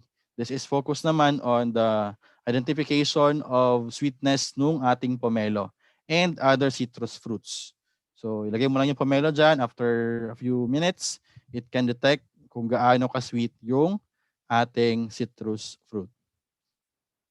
And then we have this team focused on electricity theft detector. So ito siya presented last December 2020 also. Focus naman niya is to help solve the problem noong mga nagnanakaw ng kuryente. Okay, I think maybe some of the places in Mindanao, kasi sabi nila the concern was problem sa kanilang area. So kaya they wanted to solve it and then they created their own project. And then these are few of the recent publications that we have. So these publications are actually done by students together with the advisors. So bakit pinapublish? This number one is in support with the goal of the university to become internationally or globally known. And second is yung motivation namin to students that when we do the research, we always tell them na at the end of the research, your name, when you search your name in Google, dapat ang lumabas ay publication nyo. At hindi yung Facebook, yung Instagram, or anything that is more on the social media. Okay. So when you search for the names of these students, you will see already na meron na siyang publication. So ano yung usual na lumalabas? It's more on like Google Scholar or yung kanina ResearchGate. Okay. So if you check also yung mga names na na-mention kanina, you can check their publications. And then also the university is very supportive for the faculty and the students. So ito siya was actually a research presentation in Seoul National University in South Korea last December 2019. So ito yung team namin na pumunta ng South Korea to present our studies. Ito gawa ito ng students together with the advisor. So we have presented 4 different output ng aming student, and then also ito yung mga na-publish. And we also have from the civil engineering and the chemical engineering for material science and engineering in Kyoto, Japan, last December 2019, and then last November 2018, we were in Phuket, Thailand. So ilan lang ito. These are just the few of the photos kasi na meron ako. But we do have presentations in Malaysia, in China, and other parts pa ng mundo. And we have also national na presentations, but hindi ko nalagay dito. So we have presentations within the Philippines naman. Okay? And also, we are very active in the community. So itong example na ito, I'll just highlight this one. This is a project, Sagana at Ligtas sa Tubig para sa Lahat, or the Salin Tubig Project by the DILG. So this is project na kasama yung ating university. So sa project na ito, we have our civil engineering program. Sila yung tumutulong na sa DILG na gumawa ng mga plano, mag-conduct ng investigation on the different sources ng tubig, kasi yung mga location na ito, wala silang magandang source ng water. So kung meron man malayo and would require them to travel. So imagine if you are in the rural community, medyo 'di ba usually malayo yung source ng tubig kasi bihira yung iilan lang yung water districts na meron. So anong nangyayari, they get it from yung mga wells. So ang ginawa ng DILG, they have this project for salin tubig. So yung mga students naman ng civil engineering, they are the ones to prepare the plan from the water source, how will they get the water, how will they store it, and how will they distribute it na mas malapit as much as possible doon sa bahay ng community mismo. So we have prepared level 2 and level 3 designs. Level 2 designs are yung distribution ng water is common siya. May common area where they can get water, pero malapit na sa bahay. And then the level 3 design also, we prepared yung mga yung usual na meron tayo sa Davao. Yung faucet ay nasa bahay talaga, directly na kumukuha ng tubig. Also, we have this grantees from YIP, or Young Innovators Program, mentored by Dr. Chosel Pilawagon. So ito yung ongoing study nila, and I think patapos na rin sila nito. This is under the USTP shared na project. So sponsored yung project ng DOST na may funding sila coming from the UST to complete these two studies. And then this is our new center. This is a Center for Green Nanotechnology Innovations for Environmental Solutions. The leader is Dr. Chosel Pilawagon. So ito yung bagong center namin sa university, and then we look forward that we can make use of this one by within the year. Okay.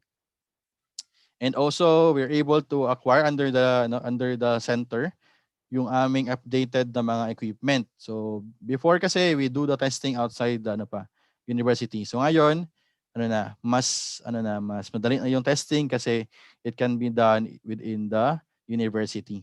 Now, especially ngayon, 'di ba, we have the pandemic, so maraming laboratories unclosed, or yung mga researchers namin with their capstone projects hindi nila magawa kasi they lack the capability to pay for expenses doon sa lab testing kasi mahal yung magpa-lab test. So in support to that one, yung center natin will now have the updated na mga lab equipment. So madali na lang siya. Okay. And also allow me to share some of the highlights lang nung career path for engineers. For civil engineering, we have you can actually proceed graduating from civil engineering na BS degree, you can proceed to the Master of Science and the PhD in civil engineering. So work, these are actually just also yung mga major programs na engineering. We are also offering this programs in the university. So we have civil engineering major in structural engineering, geotechnical, transportation, water resource. Also, civil engineering can be construction engineers and technical researchers. Gaya ng example ko kanina, we have already publications coming from civil engineering for technical research. And we have from our computer engineering, which I belong. So you can proceed into our master's degree through Master of Science in Computer Engineering and PhD in Computer Engineering. So ano yung mga trabaho later on after completing computer engineering? These are just few. One could be computer hardware engineer, pwedeng maging machine learning engineer, a data scientist, data analyst, computer network architect, a computer system analyst, and of course, a technical researcher. Also, it can be a faculty. Sa lahat ng programs ng engineering, can be a faculty member in the university. Gaya ko. So from the industry, I have worked around mga 4 years din sa industry while also working in the university.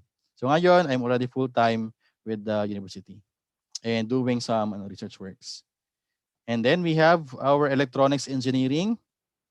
So we have, you can go for further studies through your MS or your Master of Science and then PhD in electronics engineering. So ano yung mga trabaho nila?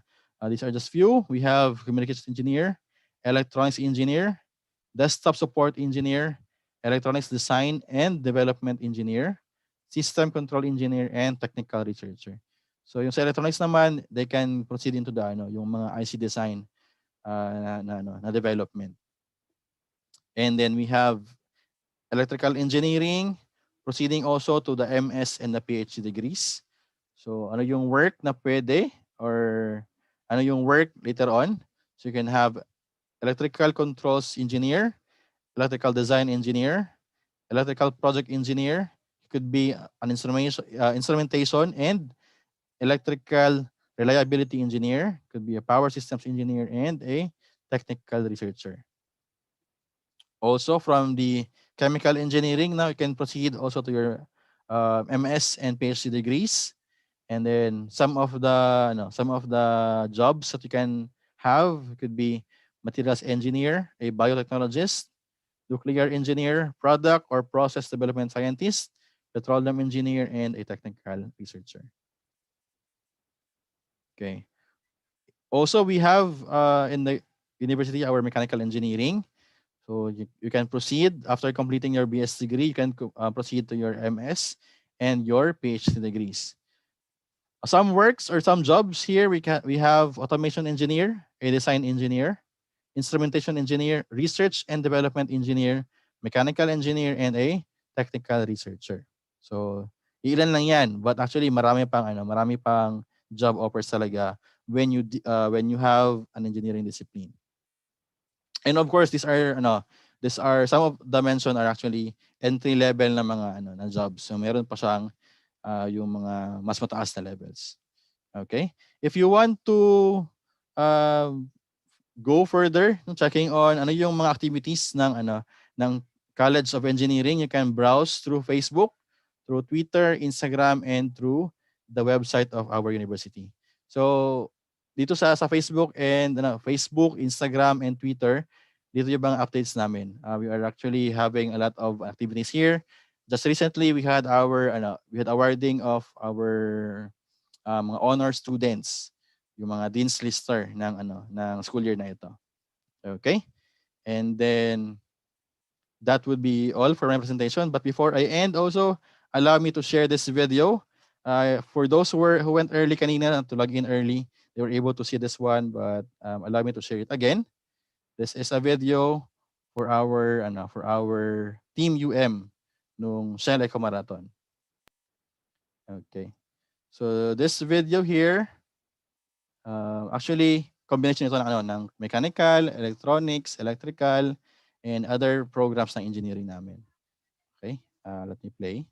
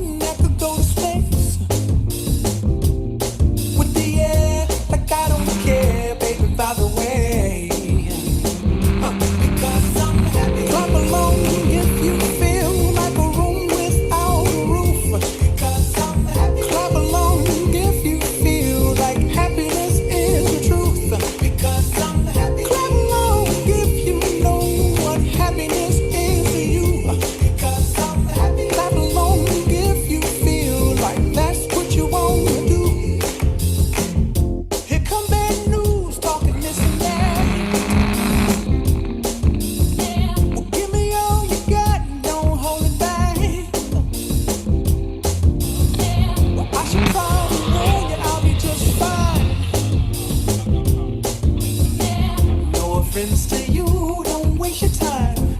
Here's why. Clap along if you feel like a room without a roof. Clap along if you feel like happiness is the truth. Clap along if you know what happiness is to you.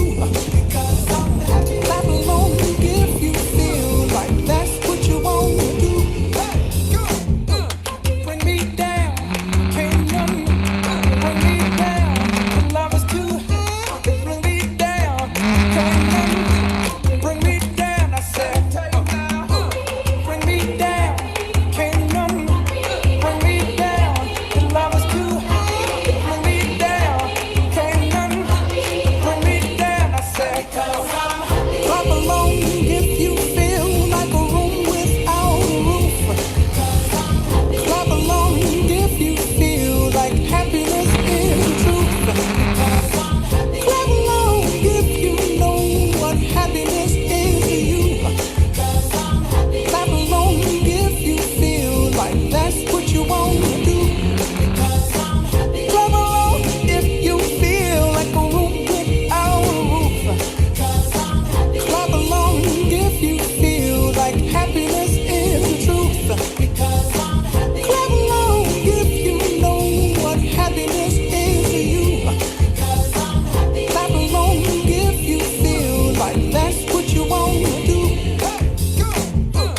Bring me down, can't none bring me down.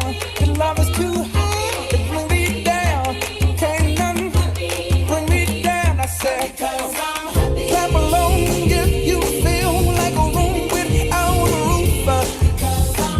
Clap along if you feel like happiness is the truth. Clap along if you know what happiness is to you.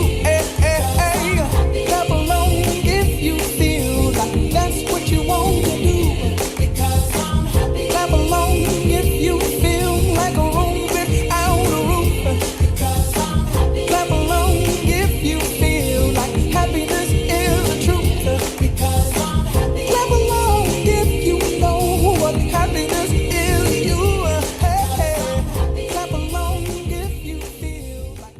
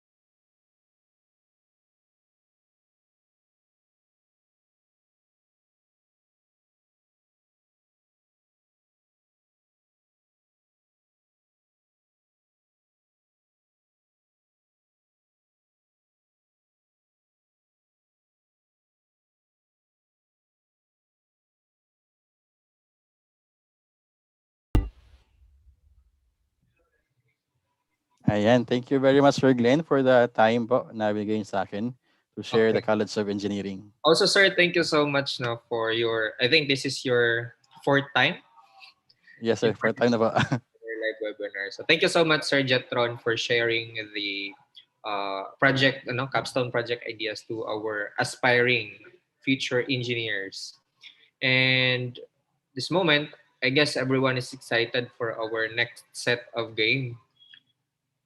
I assume that everyone no nag-take down sa lahat ng mga sinabi ni Engineer at Tuon sa kanyang presentation kanina. So now, proceed to menti.com and use this code number 41486568. And please don't forget to include your school name sa iyong username. Example, Juan Dash Pantukan National High School. So please include your school name so that your school will be recognized in our game. Okay? So I will be waiting for the responses of our students and also to our participants in our YouTube channel. So we have average of 21 no, viewers in our YouTube. So basically, aabot ito ng 200. And we have more than 30 participants here in our Zoom account. So thank you so much everyone for your participation. And we're about to end our program and we have our last talk na lang.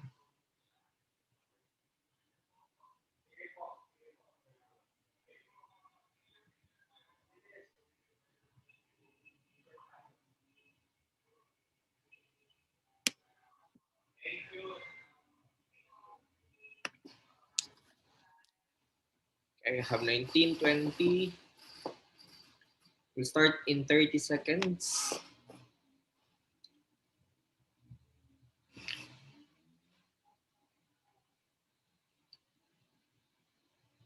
Fifteen,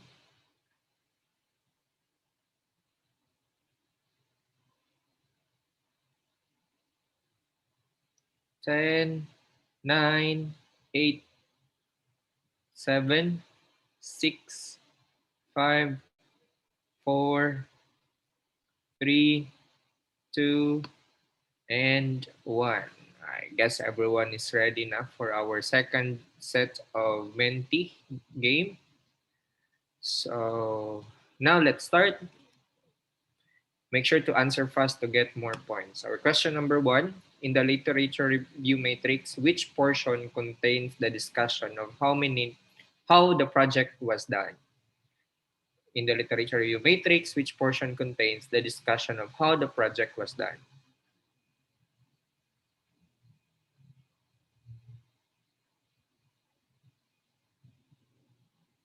Okay, so very good. 18 got the right answer. It's the methodology. Now let's see our leaderboard. Okay, very good. May school na. Think HCBs from Holy Cross of Babak. Our top one is Crimea of Holy Cross Babak, followed by Rodlicera Christian. I think this is from NNCHS Nabunturan, Gerben of Pantukan. Okay. Others, pwede pang humabol, no? Merong isa from Mernal School of Maniki. Siguro yan, si Eliza. Now, let's have the question number 2.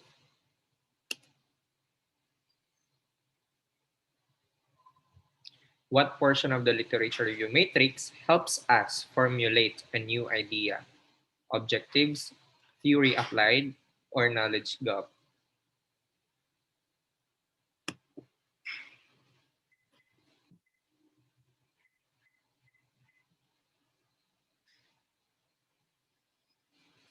Mm, very good. Pero mayroon tayong 12 students no na mali ang sagot. The answer is knowledge gap.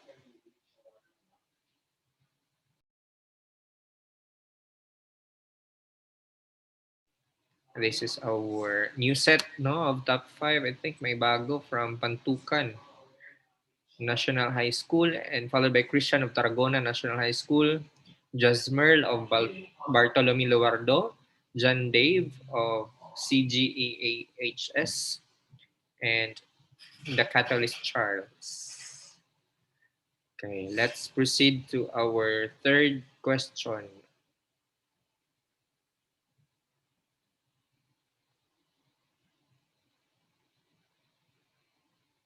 Na answer fast to get more points. In the presentation, what document allows us to identify which academic path to engage for capstone ideas and research studies? What document allows us to identify which academic path to engage for capstone ideas and research studies. Hmm. Research agenda. Tatlo lang yung tumama. The correct answer is a research agenda. Let's see our leaderboard. May bago bang top 3?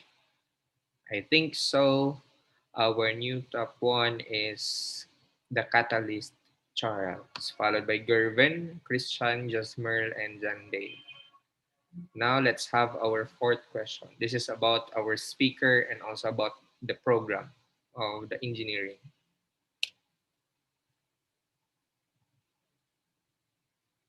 Engineer Adtuon, our speaker, is from what engineering program? Mechanical engineering, computer engineering, or civil engineering?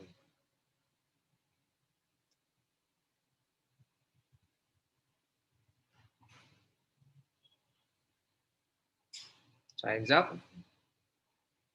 Okay, may 9 na nakikinig kanina, no? So, he is from the computer engineering. So, only 9 got the right answer. Let's see our fourth leaderboard. Still, no?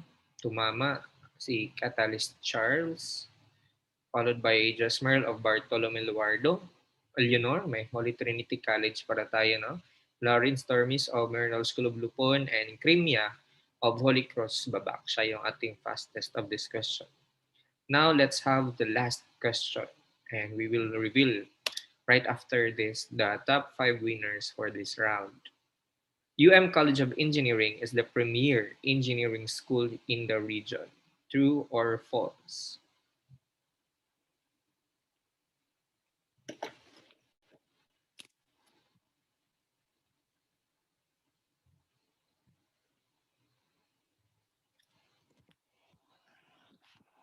Okay, so at least 18 tumama, no? So it is true that the engineering of the college of the University of Mindanao is the premier school in the region, and in fact, the electrical engineering program is the first program that was granted level 4 by PACOCOA, and also computer engineering, electrical engineering, mechanical engineering are the programs that were granted Center of Development by CHED.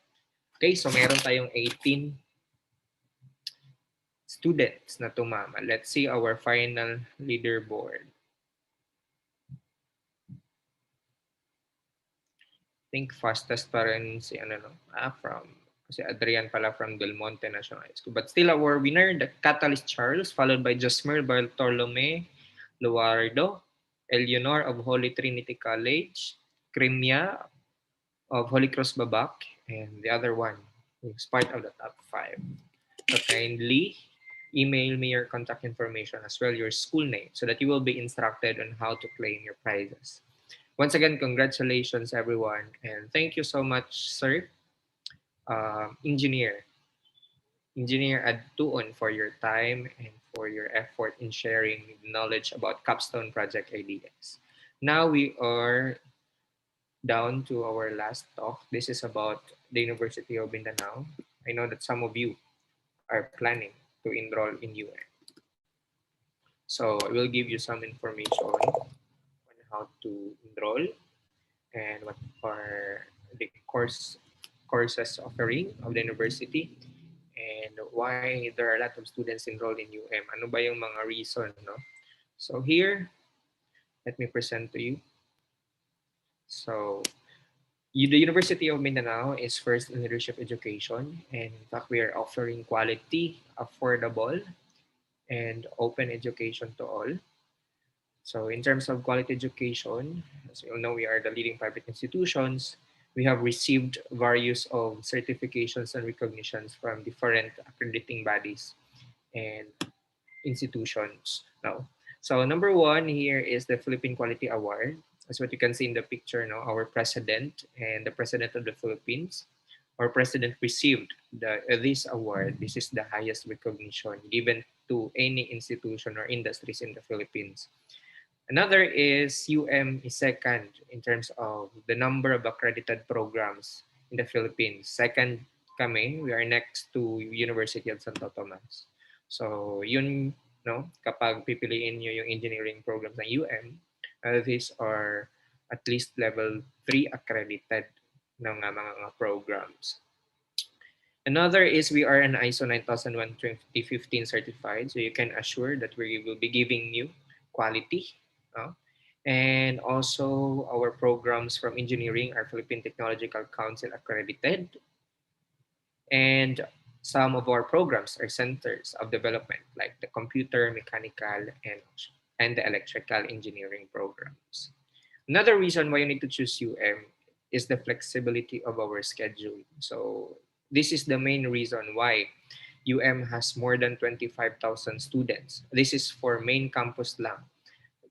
But including the branches na, all the campuses of the University of Mindanao, abot kami ng more than 40,000 students. So based sa mga students ng UM, the reason why they choose the University of Mindanao because of its flexibility and friendly schedule. Bakit flexible? Una, I guess no na practice na kayo ng semestral system sa senior high. Dahil sa senior high, meron kayong dalawang semesters no in 1 year. And in each semester, meron kayong 8 to 10 subjects. But basically, aabot talaga ng 10 yung subjects nyo. So yung 10 subjects na yan, you will meet that all subjects the entire week. So kapag merong mga activity, may performance task, mayroong exam, quiz, assignments, lahat yun. Kailangan yung i-prepare, no? Lahat ng 10 subjects na yun. So, parang, ano siya, no?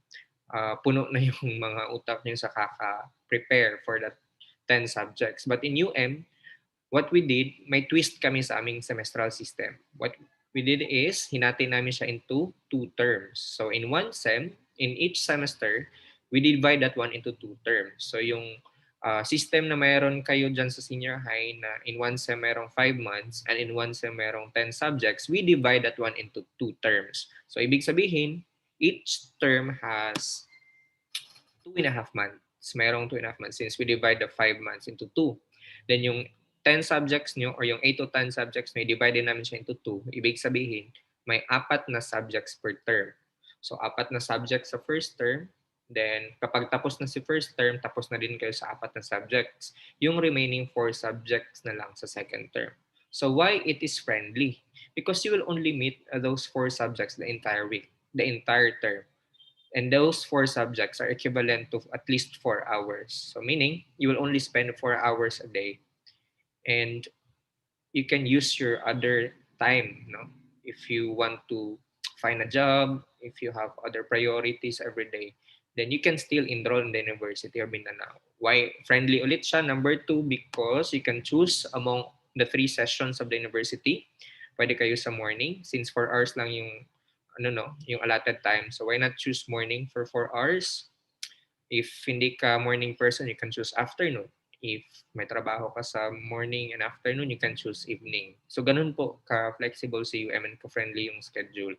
And then, kayo talaga yung pipili ng schedule. If you want naman na gusto ka magstay sa UM for the entire day, then you can choose 1 hour in the morning, 2 hours in the afternoon, and 1 hour in the evening. So kung gusto niyo magstay sa UM because our environment is very friendly and our environment is very conducive for learning, no? Since we have 28-hectare campus, then we have our learning commons where you can eat, you can sleep, and you can study sa aming library, 3-story library. And yun, bakit preferred talaga ng mga students mag-aral sa UM because of its flexibility. So 4 hours lang in a day, then you can have your job for the rest of the hours. Another is the affordability. So UM is the most affordable. Bakit siya tinawag namin, bakit may claims kami na most affordable si UM? Because number 1, we are a private university. You cannot search any private university in the region or here in Davao City na barato lang, because a private university, ang tuition fee talaga niyan aabot ng 50K minsan sa NCR, or some of the universities, private universities in NCR, abot ng 500,000 yung kanilang tuition fee. But in UM, our total assessment for the semester is only 15 to 20,000 pesos. Sir, naman lagi mo abot og 22, 25.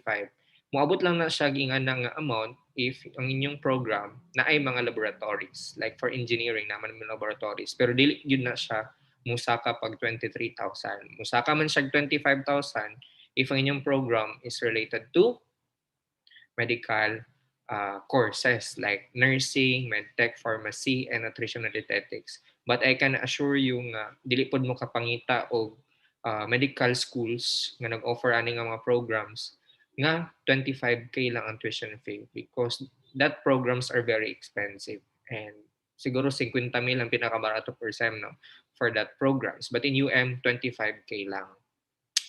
And dili pud mo problema kung mo sa UM since ganin na ingon ako flexible.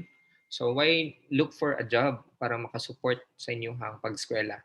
Another, we have various scholarship program offerings. Number one, kung kamo karon senior high and mo graduate mo with at least 95% general average, balag na may line of 7 as long as mo tungtong yung general average of 95%, you will be automatically part of the academic scholarship program of UM. For now, kana lang sa mong offerings, no, our internal scholarship program because of the pandemic. But once mo balik na sa face-to-face, we have student training assistance program, meron kami mga athletic scholarship program, meron kami mga publication scholarship. There are a lot of scholarship programs of the university. So for now, the academic muna. But if hindi ka nakaabot ng 95% average, once mag-aral ka na sa UM, then okay yung performance mo sa yung academic, no?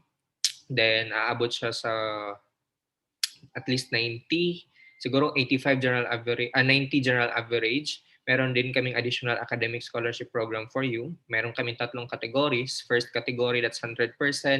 Category B, 75. And category C, that's 50% free on your tuition fee.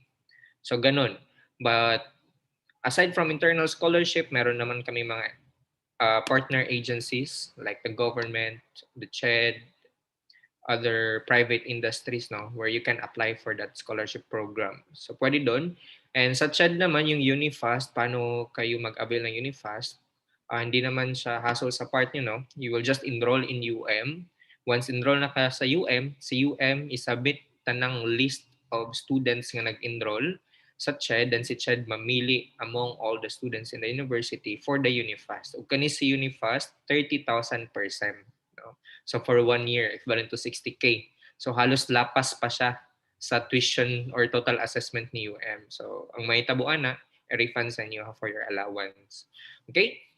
So that is for the affordability and for the scholarship offerings. And as what I have said earlier, UM is second, no, in terms of the number of accredited programs in the country. We are after UST because we have more than 100 undergraduate and graduate programs in total. So we have 12 departments and colleges, no, in the university. Our College of Engineering Education and our College of Health Sciences Education are located in Matina campus. For your information, located talaga yan sa Matina.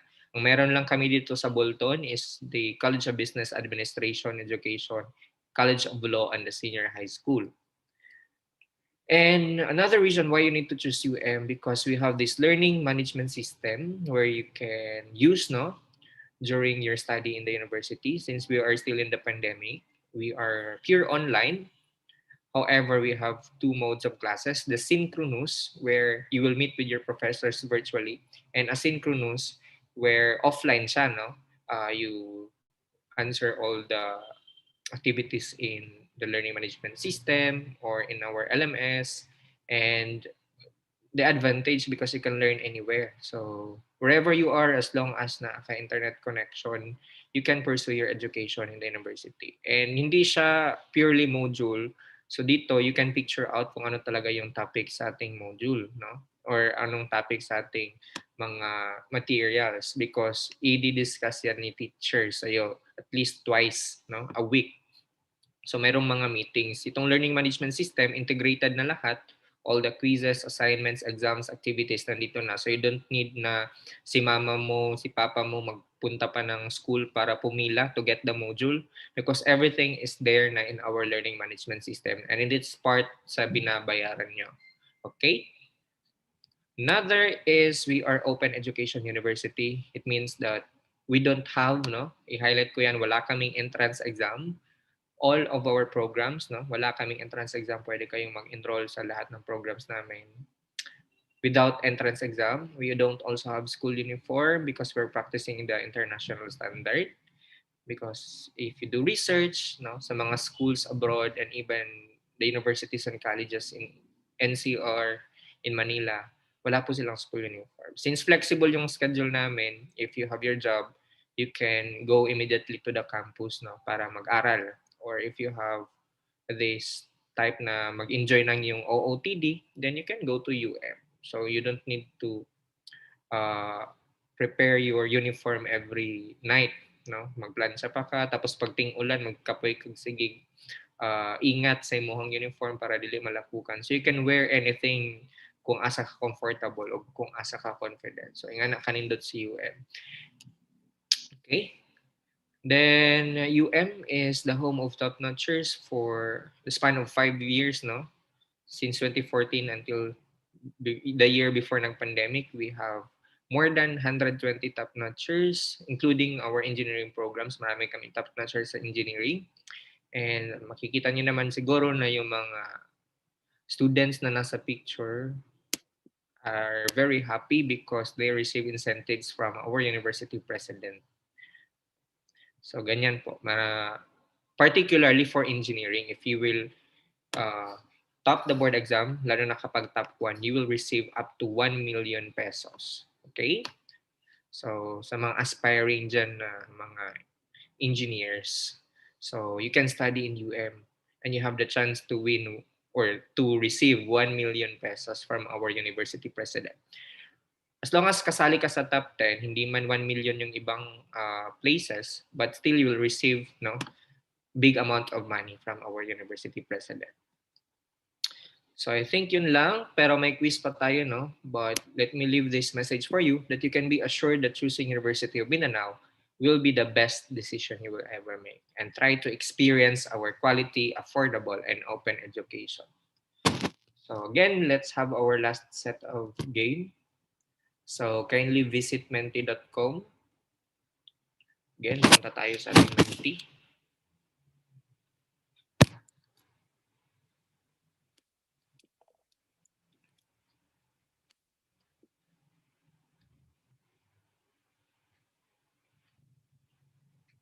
So our questions is about UM now. Hopefully, nakinig lahat para may chance manalo ng ating gifts and tokens from the University of Mindanao. Okay, let me share to you the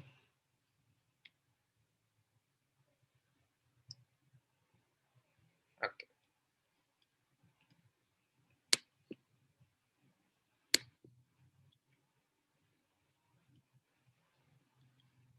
Okay, this is the code number 7448095. 74489 7448095.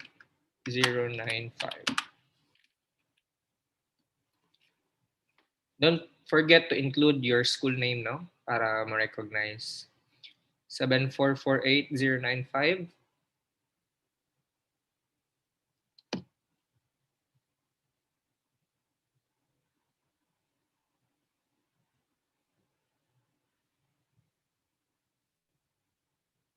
Okay, do you have any questions? You can ask questions now while waiting for our participant.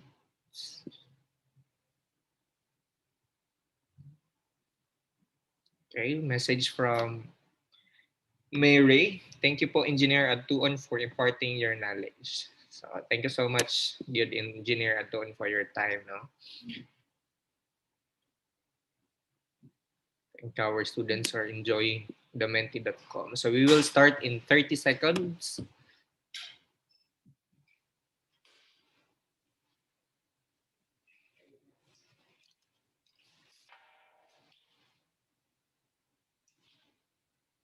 Okay, 15 seconds.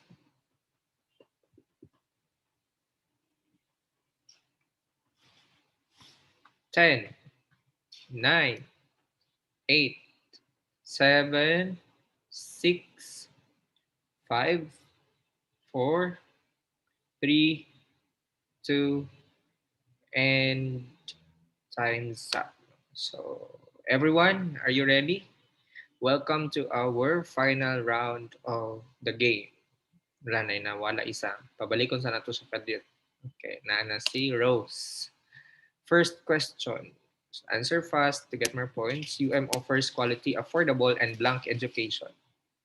Is it open, free, or exclusive?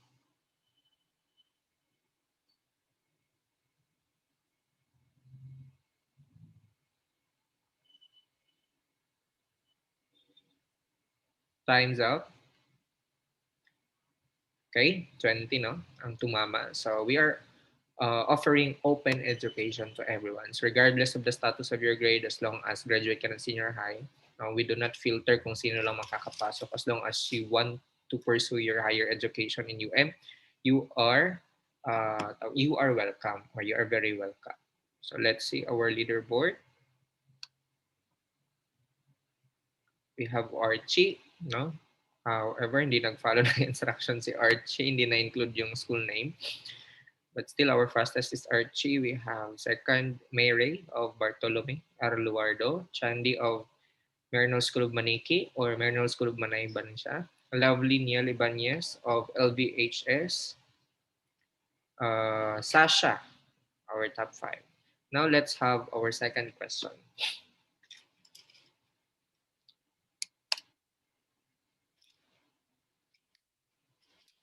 How much is the total assessment of UM per semester? 15 to 20,000, 25 to 30,000, 30,000 and above.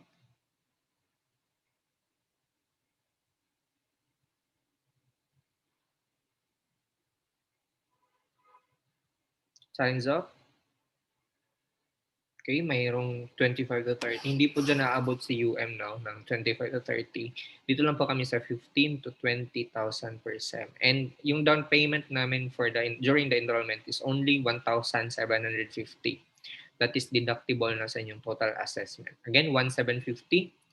But minsan, no, if you want to ask for promissory, pwede naman 1,000 ang inyong down payment. So, ganun po ka-affordable sa UM.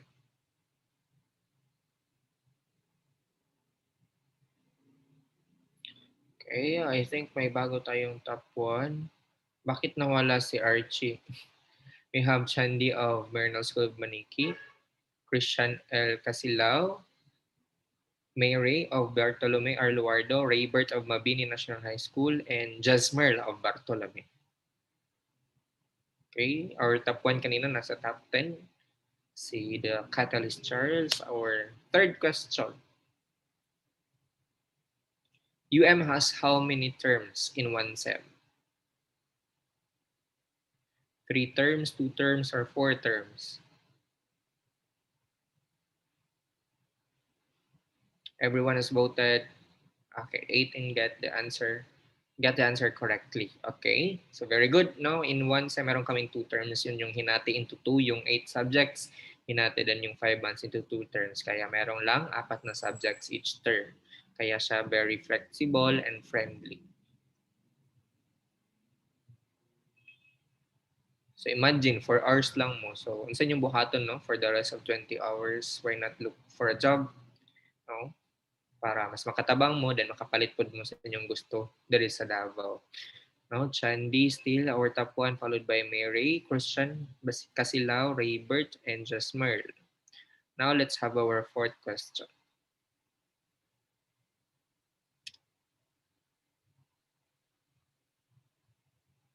UM has school uniform and admission exam. True or false?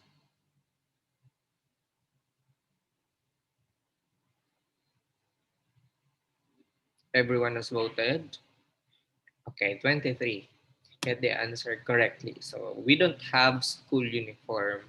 Another thing, we don't have entrance exam. What you only need is to comply all the requirements needed for you to enroll, and the down payment of 1,750 pesos. 1,750 lang. Okay, so very good. Let's see our leaderboard. Thank to mama lahat. Still our top 5 are Chandy, Christian, Mary, Jasmerl, and Rayburn. Jasmerl is our fastest. Now, let's have our fifth question. Okay, this is the bonus question, no? I'm planning to enroll in UM. So answer fast to get more points. Yes or no?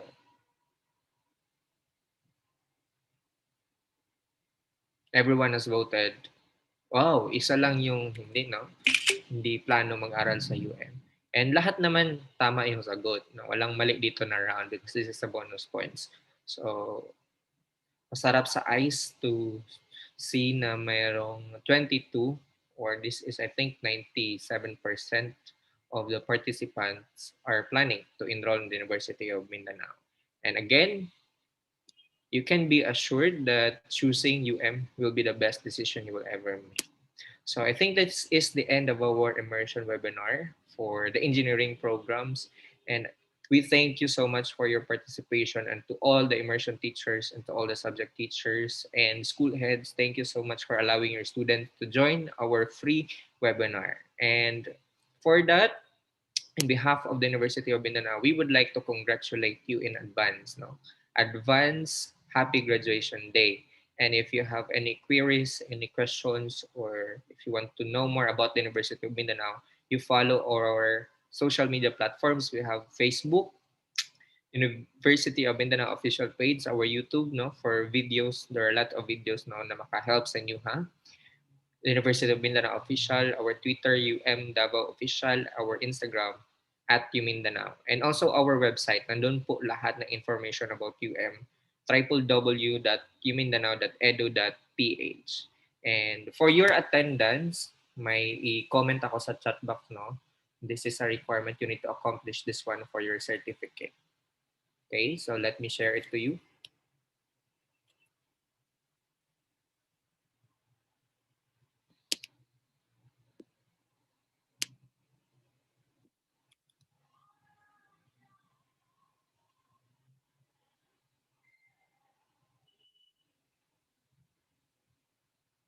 Okay, so nasa chat box, no? Kindly accomplish this Google form for your attendance. Then po namin i-base yung attendance niya. Okay, and also to our YouTube. Comment ko muna sa chat box.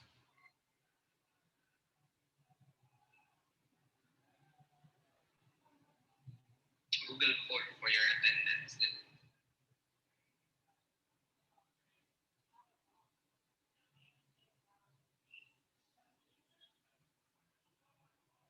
Okay, so I think that would be all. Once again, good morning and thank you everyone for your participation. God bless and keep us safe always.